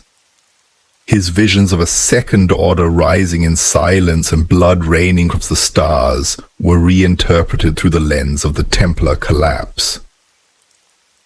Portuguese monks began crafting diagrams showing the progression of 7 lunar eclipses, a pattern that some claimed would culminate in an age of revelation. Whether or not these charts were directly inspired by the Templars is unknown, but the timing is suspicious. Why would such a motif suddenly dominate the religious imagination of Iberia in the wake of the Order's fall? In Italy, art responded to the shift in a quieter, but no less telling, manner. A series of murals painted between 1314 and 1325 feature veiled moons, hooded figures, and crimson streaks. These works, often unsigned and scattered across monastic libraries, share a chilling consistency. One fresco, hidden behind an altar in a ruined chapel outside Florence, shows a figure wrapped in red cloth, holding a scroll aloft beneath a bleeding moon. Around him, a circle of 7 stars burns in gold. Their title, added centuries later, was Custos Temporis, Keeper of Time. Meanwhile, among the surviving Templar-affiliated communities, those who had escaped to Scotland, Germany, and beyond, the ripple was not fear, but movement. The remaining brothers began to meet in secret, not only to mourn their fallen brethren, but to preserve what had been nearly lost. Private rites resumed in hidden chapels. Star charts were recopied by hand. The Crimson Codex, though still a mystery, began to appear in whispered references. The Book of 7 Nights, the Scroll of the Silent Moon, the Gate that Turns with Blood. Some believed these survivors were not only preserving knowledge, but preparing for something, a return, a cycle not yet complete. And the people noticed. Folk traditions shifted subtly in regions touched by the Templars. Peasants spoke of bad moons, times when animals would not sleep and dreams turned red. In rural Germany, one account from 1322 describes a wandering preacher warning of a red eclipse that would mark the end of one age and the rise of another. He claimed to be a messenger of the veiled order, a phrase never before used in any religious doctrine. He was arrested, flogged, and released. His words, however, survived. They passed from village to village, and when an actual eclipse occurred in 1324, albeit a minor one, people gathered in silence beneath the sky, watching with eyes full of fear and curiosity. For the first time in living memory, a prophecy not found in scripture was shaping behavior. Even within the church, something had shifted. Letters between clerics in Avignon reveal internal debates, not just about the Templars, but about celestial timing. One bishop wrote, "The calendar begins to crack. There are those among us who speak of the veils of the moon and the watchers of the seal. We cannot silence what has already taken root." Though these voices were rare and quickly drowned in orthodoxy, they suggest a momentary rift in consensus. The idea that the heavens might carry messages outside official doctrine had once again entered the room. The ripples extended into political theory as well. Philosophers and writers in the 14th century began to explore notions of hidden knowledge, invisible orders, and the power of time as a governing force. While these were often cloaked in allegory, they contain hints of Templar thought, particularly the idea that power derived not from crowns, but from alignment with cosmic rhythm. To those raised in the fear of papal wrath, these ideas were dangerous, but they spread nonetheless. And so the prophecy, whether truly spoken in full or only suggested in symbol, began its quiet work. Not as a manifesto, but as a mirror. It reflected something that could not be controlled, the sense that time itself had changed. People began to measure not just years, but omens. They watched the moon, tracked eclipses, feared the red sky. Every major blood moon became an event to fear or revere. And somewhere in that change, the prophecy survived, not as doctrine, but as a lens through which to view the world. That is how power moves when it cannot speak. That is how a ripple becomes a tide. Some stories end when their last witness falls silent, but others, those stitched with mystery, symbol, and flame, echo far beyond their original telling. The Red Eclipse prophecy is one such story. If it was ever spoken in full, its words have long since vanished. And yet the idea persists, not as a line in history, but as a pulse, faint but constant, vibrating through architecture, art, ritual, and whispered myth. While the immediate fallout from the Templar dissolution reshaped medieval Europe, the long-term consequences crept in quieter, stranger ways. Through centuries of reformation, revolution, and rediscovery. Today, the prophecy survives not just in fragments, but in the very frameworks of how we think about secrecy, destiny, and time. It begins with mythologization, the transformation of historical fact into archetype. The Templars, once practical warrior monks, became figures of legend in the public imagination. They were no longer merely defenders of pilgrims or landowners, but guardians of hidden knowledge, keepers of sacred relics, protectors of a truth too dangerous for the world to know.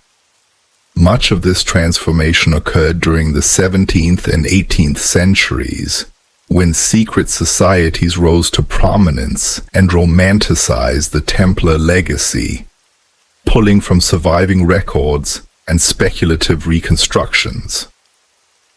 One idea, however, always lingered near the center of these myths, a prophecy of return tied to celestial signs. Early Masonic literature is full of veiled references to this return. In the York Rite, for example, the final degrees include a reference to a temple not built by hands, resting beneath the seventh veil. The Knights Templar degree, adopted by several Masonic traditions, speaks of a sealed scroll and a gate of red upon the firmament. These aren't random inventions, they're resonances, intentional or not, of ideas long carried forward in secret. Even the very structure of the rituals, 7 steps, 7 candles, 7 knocks, echoes the 7-cycle model tied to the Red Eclipse. The prophecy also rippled into popular folklore, especially in rural Europe. In parts of Brittany and southern Italy, tales persist of a secret brotherhood who guarded an ancient clock buried beneath a chapel. In Portugal, there are old stories of moon priests who once gathered in caves on blood moon nights to read the stars and chant songs in forgotten tongues. These myths are often tied to warnings. Do not speak when the moon turns red. Do not walk alone when silence deepens. Yet embedded in the fear is fascination, the sense that these nights are portals, not punishments. Art, too, became a vessel for the prophecy's long shadow.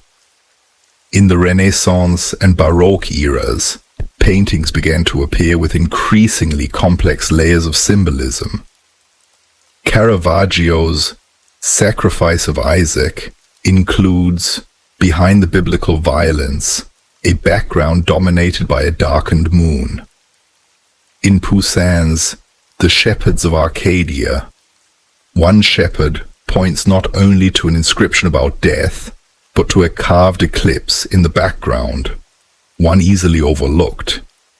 These artists were not Templars, nor necessarily tied to any order, but the motifs, darkened skies, seven-pointed stars, veils drawn across faces, suggest a persistent cultural memory, perhaps not even fully understood by the artists themselves, but inherited nonetheless. In literature, the echoes grow louder.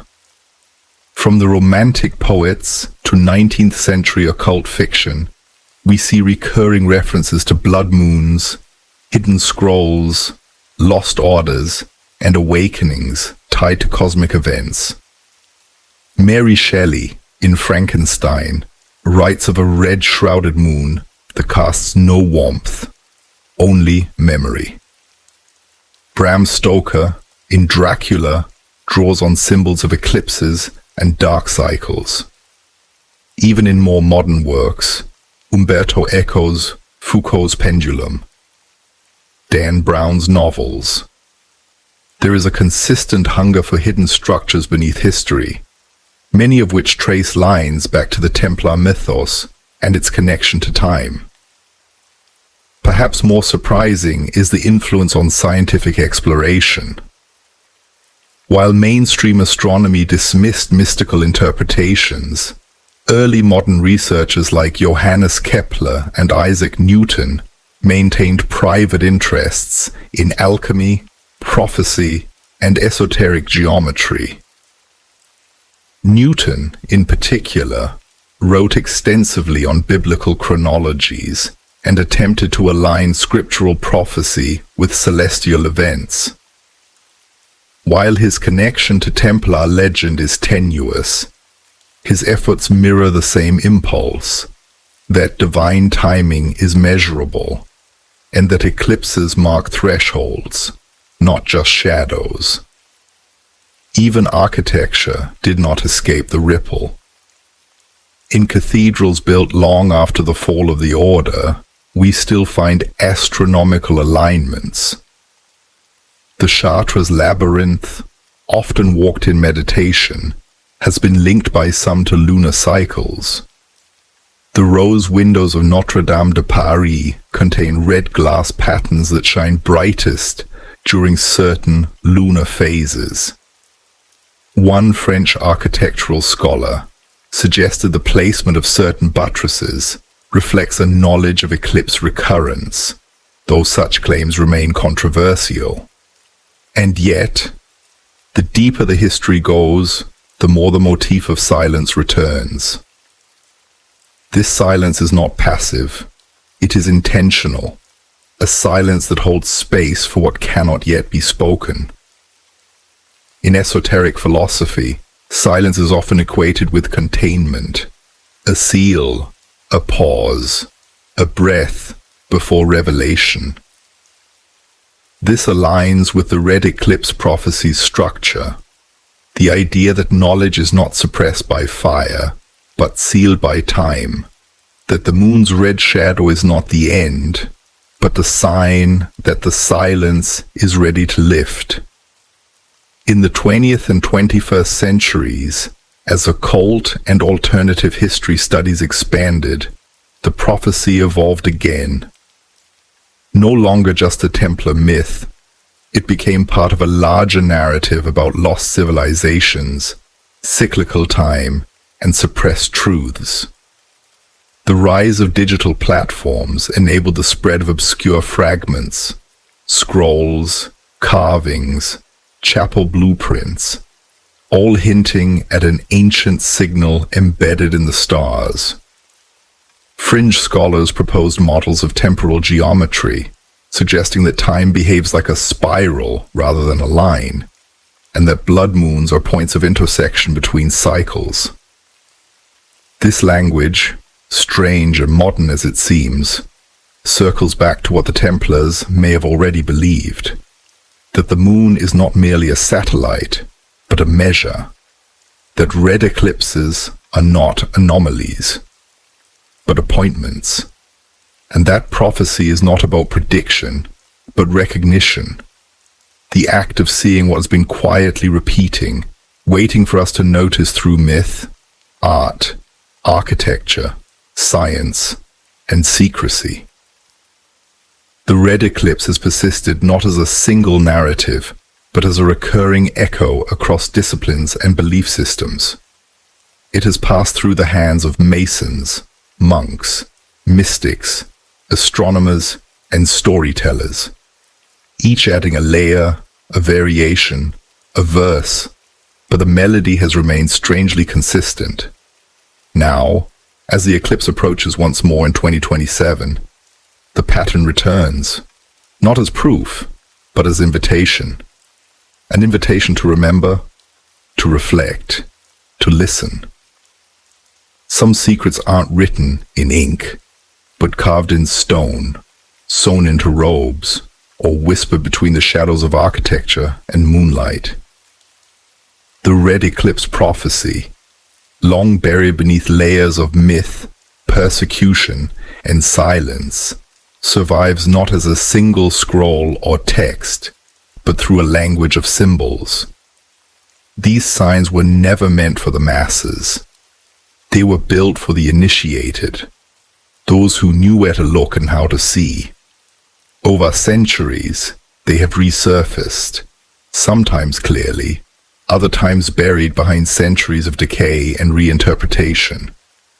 But always, they share a common function: to endure where words could not. To begin understanding the visual grammar of the prophecy, we must first recognize its core motifs: red moons, sevenfold patterns, veils, circles within circles, stars, crosses, keys, and silence. These are not mere artistic choices. They repeat with such intentionality that they become a cipher in themselves, a pattern across time, a map to be followed not by roads, but by recognition. Let us begin with perhaps the most dominant, the crimson moon. This symbol appears in hundreds of variations across Europe, on stone carvings, painted ceilings, illuminated manuscripts. One of the earliest examples is found in a 13th century chapel in northern Spain, where a stained glass window shows a blood-red disc eclipsed by a stone archway. Beneath it is a Latin phrase, sanguis aperit ortum, blood opens the gate. The same phrase appears in a Templar codex discovered in Portugal, this time beside a geometric diagram showing a lunar eclipse intersecting a seven-pointed star. The number 7 is another critical thread. In Christian theology, 7 represents completeness, creation, sacrament, seal. In Templar and esoteric contexts, 7 often relates to cycles, stages of initiation, or veils. Across various chapels connected to the Templar diaspora, we find architectural plans deliberately built on heptagonal geometry. 7-sided sanctuaries, 7 staircases, 7 archways. At Rosslyn Chapel in Scotland, there are exactly 7 columns in the Lady Chapel that bear unique carvings, vines, stars, angels, and on one, the image of a veiled moon flanked by keys. Keys appear frequently in Templar iconography, especially when paired with moons or stars. In a lesser-known French manuscript, Clavis Lunaris, the image of a silver key with a crescent-shaped bow is repeated alongside inscriptions about timing, blood, and silence. A 14th century altar cloth preserved in a monastery near Lisbon displays 3 keys crossing under a red cross, with the words, apparite sed tes. Open, but be silent. The implication is clear. Unlocking the prophecy was never about public revelation. It was about timed activation, knowing when, not just what. Then we encounter the intersecting circles, often used to represent lunar cycles, eclipses, or union between two realities. Known in geometry as the vesica piscis, this shape appears repeatedly in Templar structures. In many cases, it forms the centerpiece of floor mosaics, dome ceilings, and stained glass windows.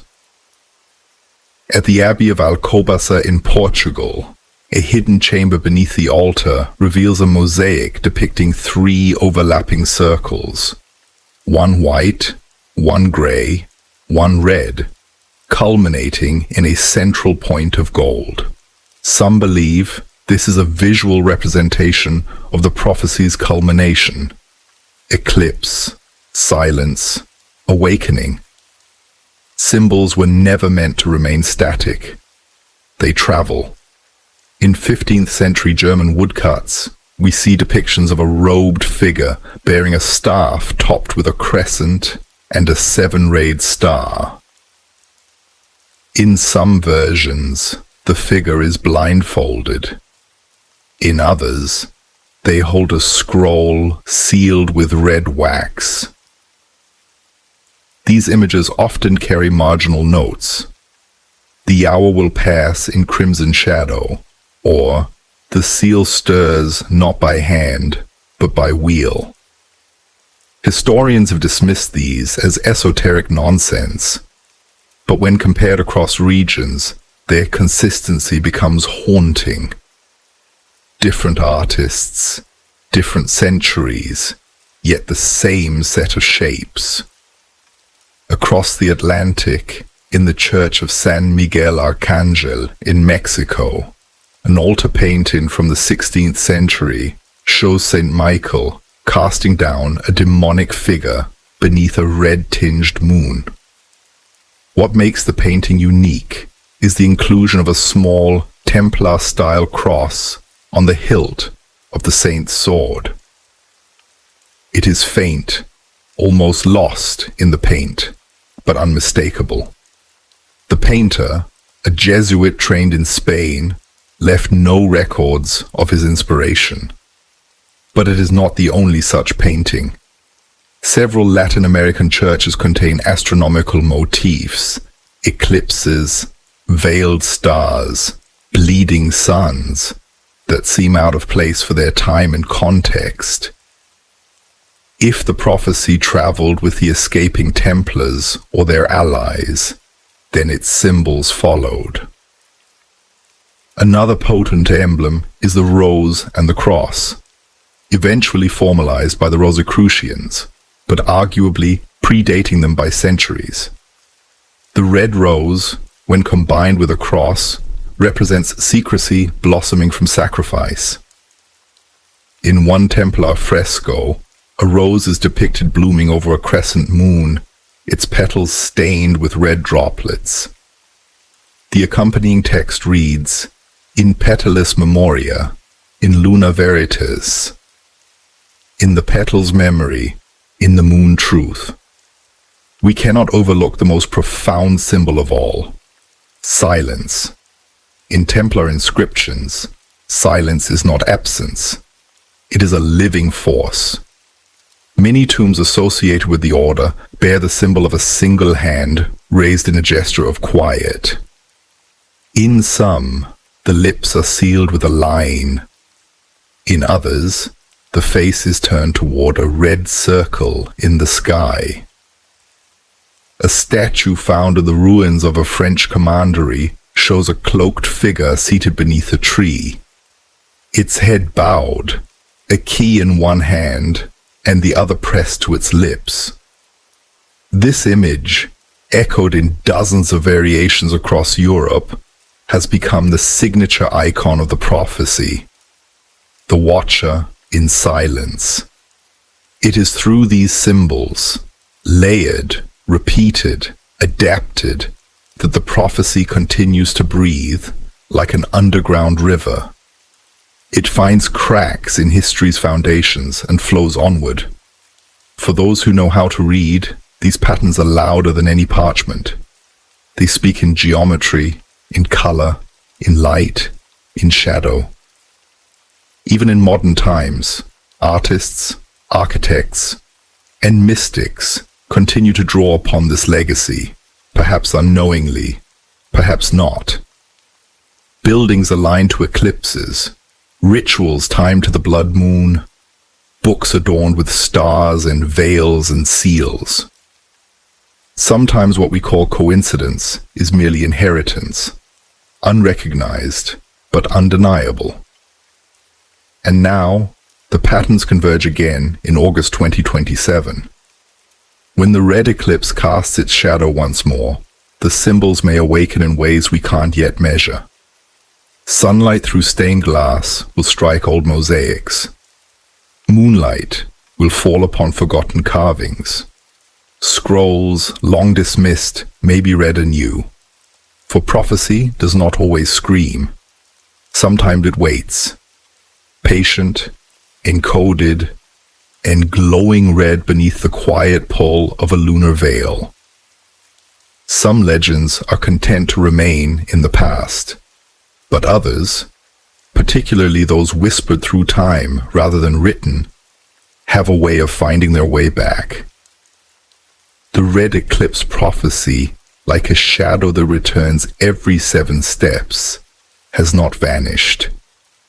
Instead, it has resurfaced in new forms, transformed by modern minds, shaped by digital tools, and reinterpreted by those still drawn to the tension between mystery and meaning. The language may have changed, but the pulse remains the same.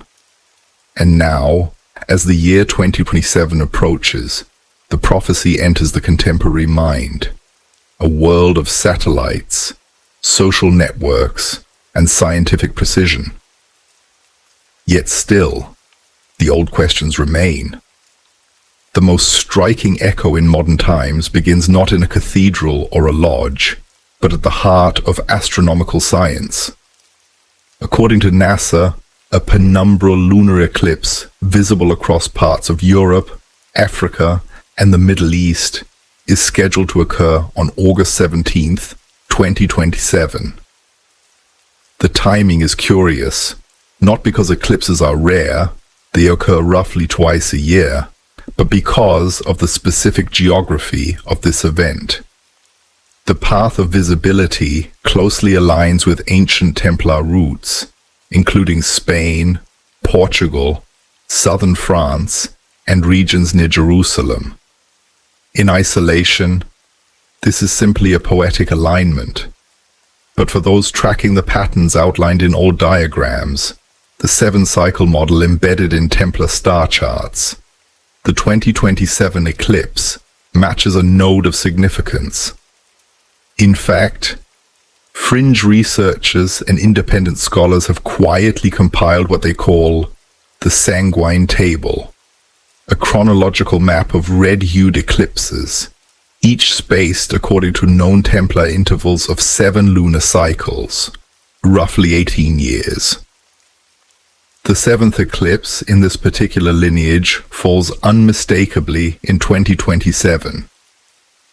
These researchers claim that this event represents the completion of a loop first initiated during the fall of the Order. Though mainstream science rejects such symbolism, the alignment of eclipse dates with Templar-relevant history is enough to provoke renewed curiosity, and curiosity breeds interpretation.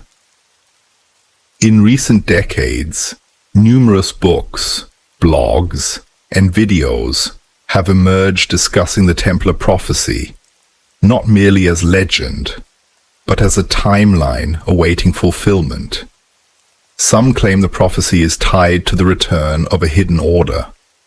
Others, that it signals a global shift in consciousness. More radical voices suggests the prophecy was never religious at all, but technological.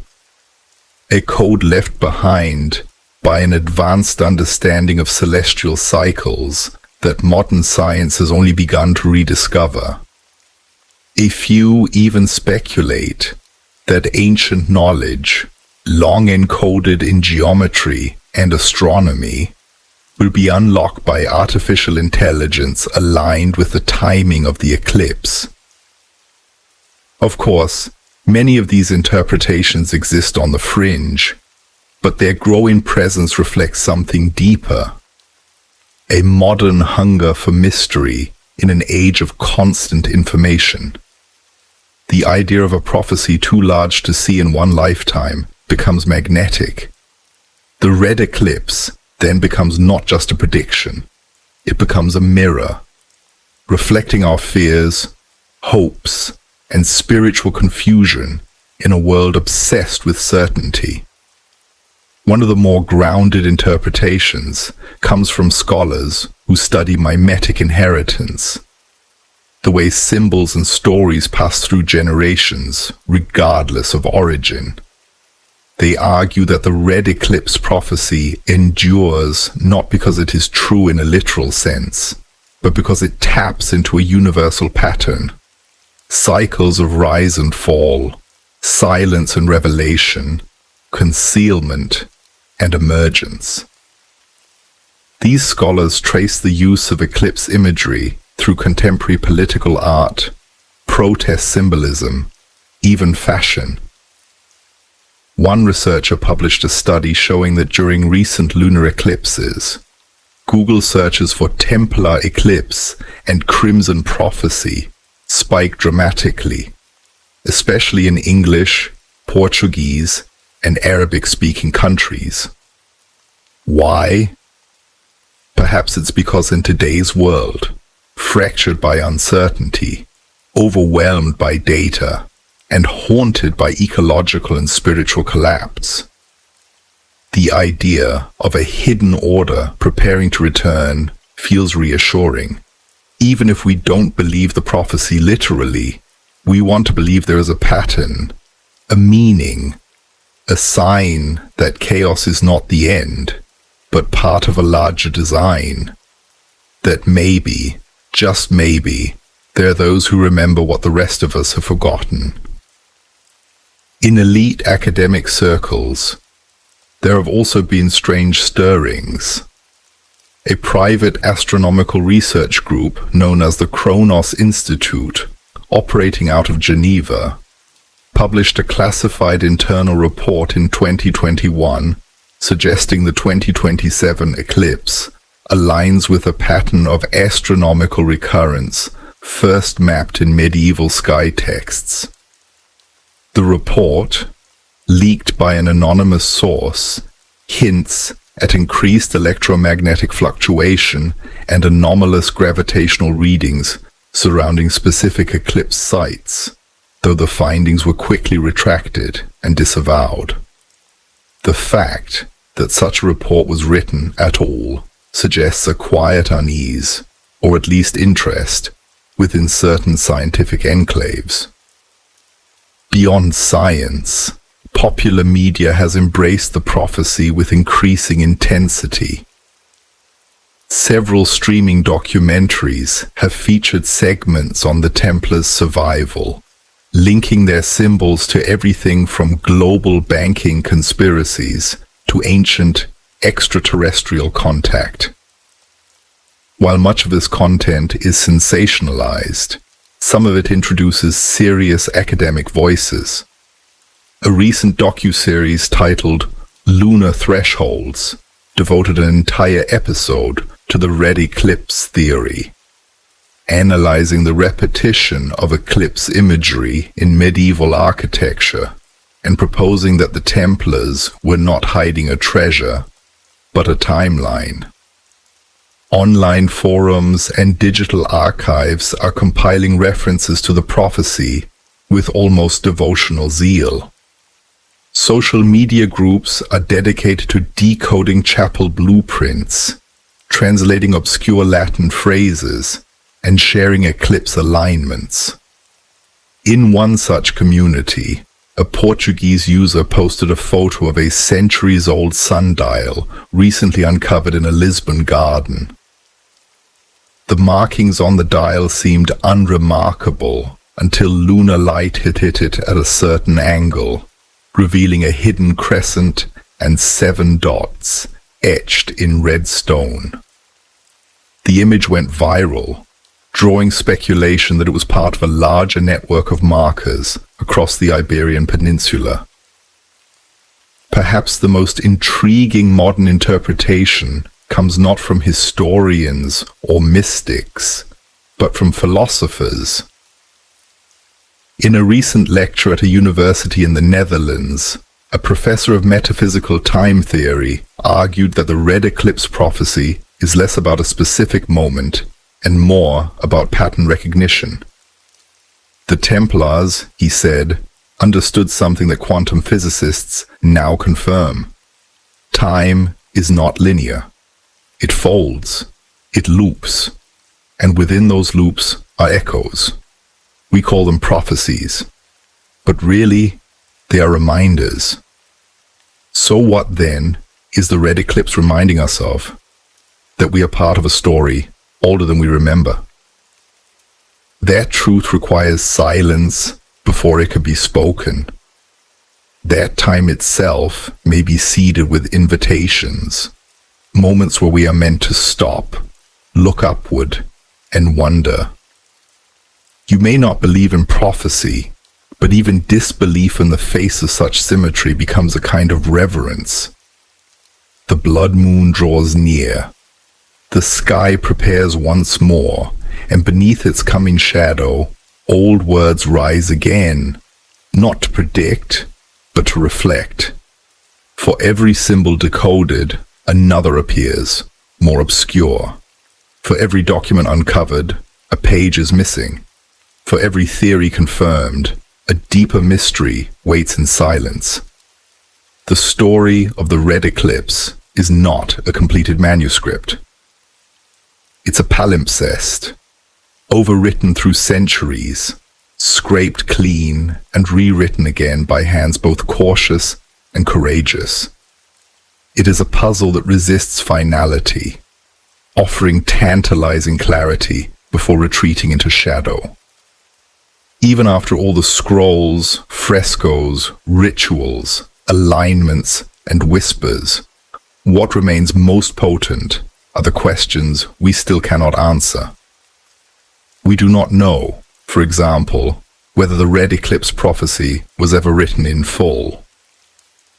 The so-called Crimson Codex, often cited as the prophecy's definitive text, has never been produced. Its name appears in footnotes, fragments, and whispered tradition, but not in any recognized catalogue.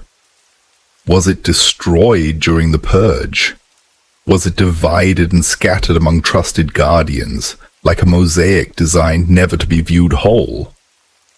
Or was it never a book at all, but a concept, a celestial logic transmitted in ritual and symbol, passed from generation to generation without ever being inked on parchment? Even if a central text once existed, we have no consensus on who authored it. Was it Desmoulins himself, one of the Templar archivists like Anselm of Poitou? Or does it predate the order entirely, originating instead in Gnostic scripture or ancient astronomical systems hidden beneath Jerusalem and brought to light during Templar excavations? Some point to clues suggesting an even earlier origin. In a 14th century monastic commentary on the Book of Enoch, there is a curious reference to the cycle of 7 moons ending in red, where silence breaks the seals of heaven. If this text predates the Templars, could the prophecy be far older, only adopted and preserved by them?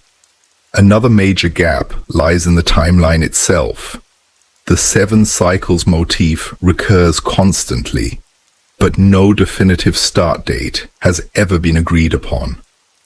Some count from the Council of Vienne in 1312, when the Templars were officially disbanded. Others choose 1307, the date of the mass arrests. Still others count from the execution of Jacques de Molay in 1314. Depending on the interpretation, the final eclipse in the sequence would fall anywhere from 2025 to 2030. The most cited model, of course, lands on August 17th, 2027, when a lunar eclipse will cast its red shadow across parts of Europe and the Middle East. But even this is speculative. We are chasing ghosts in celestial mechanics. There are also contradictions in the prophecy's tone. In some accounts, the eclipse signals awakening, a return of light, a restoration of order. In others, it portends collapse, upheaval, the unraveling of systems. Is it a warning or an invitation? Is it destruction or rebirth? The ambiguity seems intentional. Perhaps prophecy by its nature resists singular purpose. Perhaps the red eclipse marks a threshold, not an event, a moment when the world may tilt. But what happens next depends on who walks through the door. Further confusion comes from location-based inconsistencies. Multiple sites claim to hold physical remnants of the prophecy. Stone circles in Scotland, vaulted crypts in Portugal, secret manuscripts in Swiss lodges, oral traditions in North Africa. Yet none agree on the whole. Each holds a piece of the mirror, but the reflection shifts depending on where you stand. Some interpret the prophecy as a call to re-establish a physical order, the rebirth of the Templar lineage. Others believe it is metaphysical, the reactivation of hidden knowledge encoded in consciousness, architecture, or even the fabric of space-time. Still others reject both views, arguing that the prophecy was never about the future, but rather a coded commentary on secrecy, betrayal, and silence. And then, there is the silence itself. One of the most persistent features in Red Eclipse lore is the role of silence, not as ignorance, but as preservation. It appears in almost every related inscription, from Tacite et observat, be silent and observe, to the more poetic, only silence endures, carved into the foundation stone of a ruined Portuguese abbey. But what does it mean? Is silence the key to keeping the prophecy alive, avoiding corruption by keeping it hidden? Or is it the final seal? The very thing that must be broken of the truth to emerge? Even in Masonic rituals tied loosely to the Templar line, silence plays a central role. Initiates are often required to take vows of secrecy before hearing the ritual phrases linked to eclipse imagery. Why? This question leads to an even broader one. Why a prophecy at all? What purpose did it serve? The Templars were warriors, yes, but they were also administrators, bankers, and scholars. Why would such a practical order obsess over a celestial event hundreds of years in the future? Unless they believed it was more than superstition. Unless they believed that time itself could be predicted, navigated, shaped. Not in the magical sense, but in the architectural one. Perhaps the prophecy was a blueprint, meant not to foretell doom, but to align efforts across generations. Protect this scroll, build this chapel, mark this wall, light this candle on this date, a chain of actions, each small, each hidden, that only makes sense when you step far enough back to see the whole. But we're still too close, and so we stumble across missing links, pages torn from books, seals broken but unread, chapel windows realigned during renovation, stone carvings eroded by centuries of rain. What was meant to be read during specific lunar light is now dulled by electric bulbs. What was whispered in ritual is now remembered only in half phrases and poorly translated Latin. The archive is fractured, and no one holds the master key. Perhaps that was the point. Perhaps the prophecy was never meant to be owned, but discovered, again and again. Each generation finds a different piece. Each society interprets it through their own fear or hope. To one, it is judgment. To another, resurrection. To a third, a geometric riddle coded in eclipses and silence. There is even the possibility that the prophecy has already been fulfilled, and we simply missed it. Maybe it was never about a red moon in the sky, but a symbolic event, a revolution, a shift in power, the quiet arrival of new knowledge. Or perhaps it is yet to come, still waiting for the right eyes to see, the right minds to recognize the pattern. Uncertainty, in this case, is not a failure. It is the prophecy's most powerful weapon. It forces you to look again, to question, to trace stone with your fingertips, waiting for the cold imprint of something not carved, but left behind. It pushes you into the space between history and myth, where imagination and intuition are not enemies of truth, but tools to reach for it. So, we are left with questions. What is the seventh seal? What stirs beneath the red shadow? And when the eclipse comes, will anything happen at all? Or will the silence remain? Silence. That is where it all begins, not with the clash of swords or the crackle of fire, but with the hush that follows. The space between words, between actions, between the turning of one age and the next. The Templars may have been warriors and builders, but their most enduring legacy was not written in victory or conquest. It was carved in silence, woven through the stones of forgotten chapels, pressed into the folds of old rituals, and carried across centuries in the mouths of those who spoke less than they remembered. The Red Eclipse prophecy, if it endures, does so not in thunder, but in the deep, persistent stillness beneath our modern noise. Why silence? Perhaps because it preserves better than sound. Words once spoken are vulnerable. They can be misquoted, misused, burned. But silence is a vault. It holds meaning without distortion. It waits. The Templars, accused of heresy and treason, faced inquisitors who demanded clarity.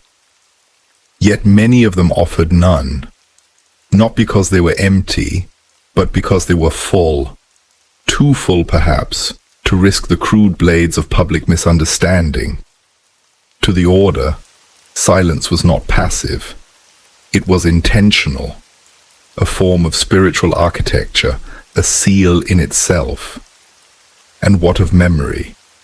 The memory of a brotherhood scattered, of scrolls hidden, of towers aligned to stars now forgotten. Memory is what fills the silence, the unspoken lineage, the glimmer in a ritual that outlived its source. In countless places, from the hills of Portugal to the depths of French cathedrals, there exist design choices with no recorded purpose.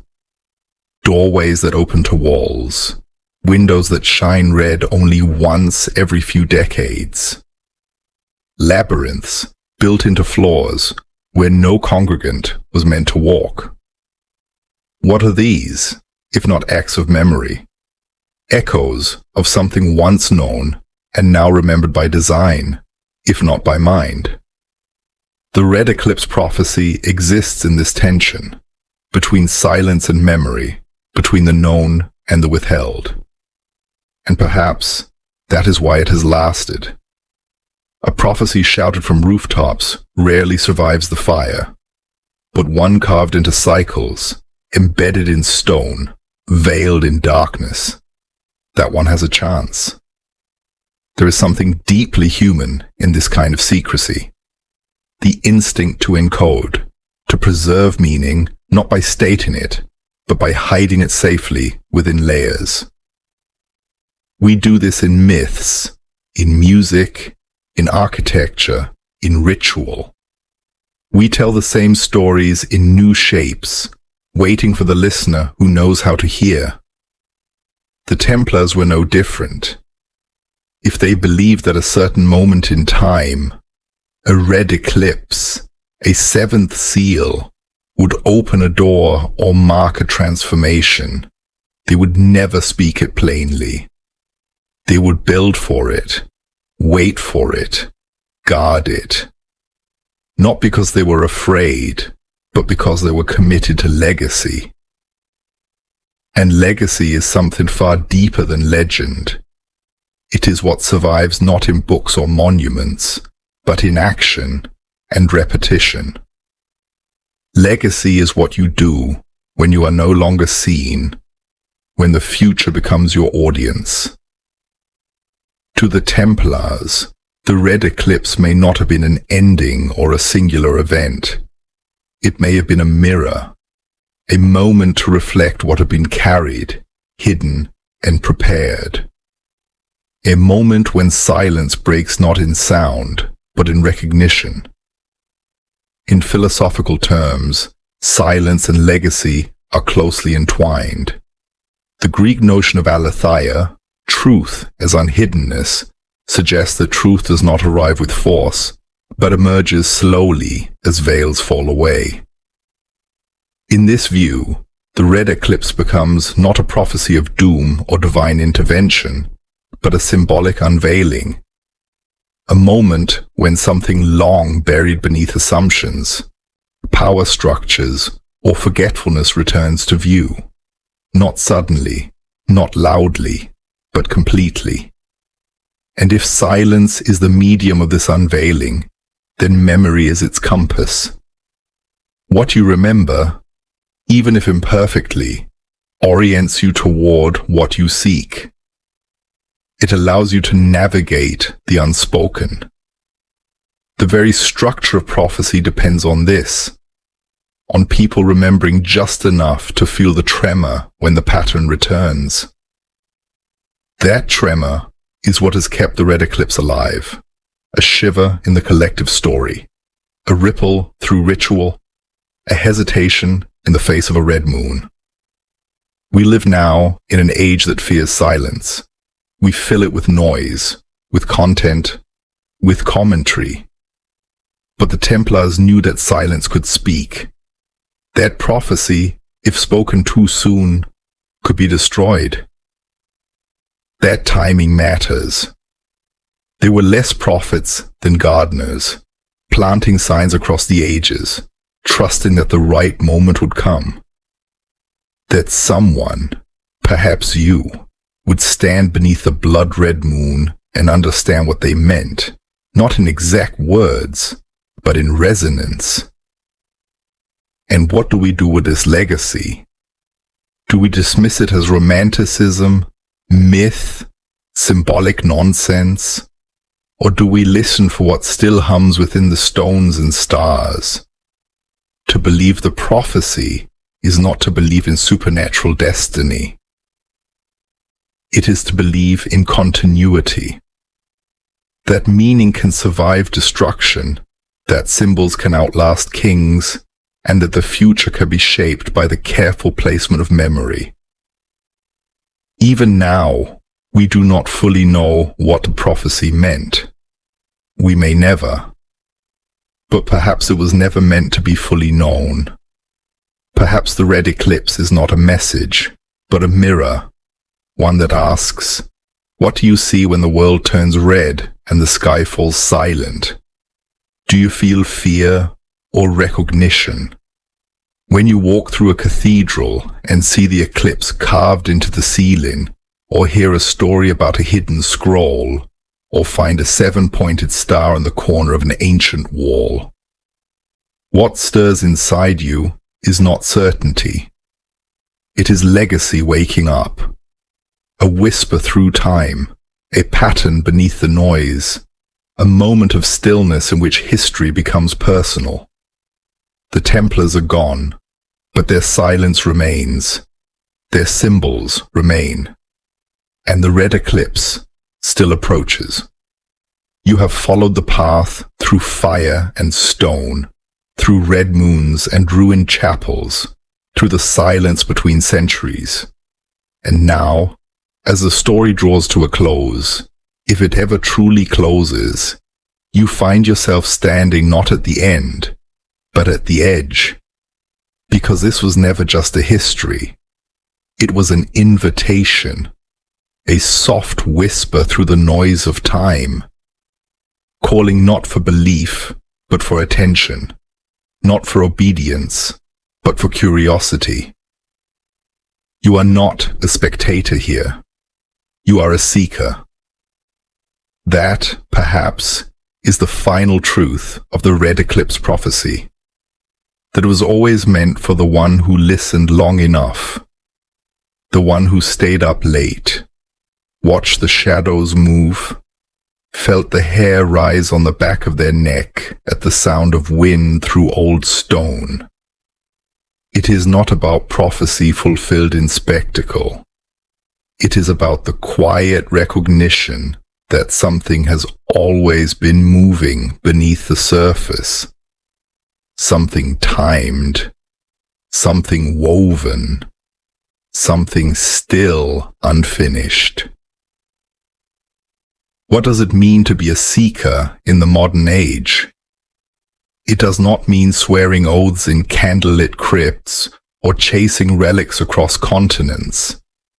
It means asking better questions, reading what others overlook, feeling the weight of symbolism in places where others see decoration, understanding that silence is not emptiness, it is an archive, that rituals, even forgotten ones, carry encoded memory, that every piece of this puzzle, however scattered, still pulses with meaning because it is you who gives it life. The Templars, for all their flaws and contradictions, understood something fundamental about time, that it is both structure and spirit, that it moves like a river, but echoes like a bell. Their survival, if it can be called that, depended not on armies or gold, but on the idea that legacy could be seeded across centuries through architecture, through number, through whisper. And now, the moon turns red again. In August 2027, the sky will repeat a moment the Templars may have foreseen, feared, or revered. You will stand beneath it, perhaps in a city, perhaps far from the ruins and chapels we've spoken of, and you will look up at that blood-washed circle. You might remember this story, you might not, but somewhere inside you, something ancient may stir. You'll feel it in your chest, not because the moon controls fate, but because you are now part of the pattern. This is not a story about answers. It never was. It is a story about endurance, the kind that does not shout or demand attention, the kind that waits, that carves itself into stone and trusts the moon to find it again. that moves from hand to hand not through conquest, but through care, through people who choose to remember, even when remembering seems foolish. And there are more of you than you think. You are not alone in feeling that history has been edited, that something deeper exists in the spaces between official narratives, that the echoes we sometimes hear in sacred places are not mere acoustics, but resonances, the remains of a melody still playing, too low for most to notice. You are part of that chord now. You carry it with you. The question is, what will you do with it? You could walk away, call it myth, dismiss it as symbolic nonsense, a bedtime tale dressed in crimson and gold. You could move on, or you could watch more closely, ask more questions, listen to old stories with new ears, find a chapel that aligns with the moon, run your fingers across a weathered stone, read between the lines, not just of books, but of buildings, of rituals, of the gaps between events in history. Because the Templar prophecy, whether real or imagined, has never been about a single day. It has always been about awakening. And maybe that awakening isn't explosive or public or world-ending. Maybe it's something far more dangerous. Maybe it's quiet. Maybe it happens in minds and hearts that begin to look differently at time, at symbols, at power. Maybe the real threat of the Red Eclipse wasn't what it would change, but who it would inspire to keep looking. So what if you are the next watcher? What if you are the one who remembers just enough to keep the pattern intact, to pass it on? Not in code or secrecy, but in the shape of questions you ask, in the way you carry wonder. The Red Eclipse is not just prophecy. It's legacy in motion. The door doesn't close here. It opens. You just have to decide whether to walk through it, because now the veil has been lifted, even if only a little. The silence has spoken, even if only in a whisper, and that whisper, it belongs to you now. So when the moon turns red again, look up, listen carefully, and ask yourself, what if silence were not empty? What if it was waiting,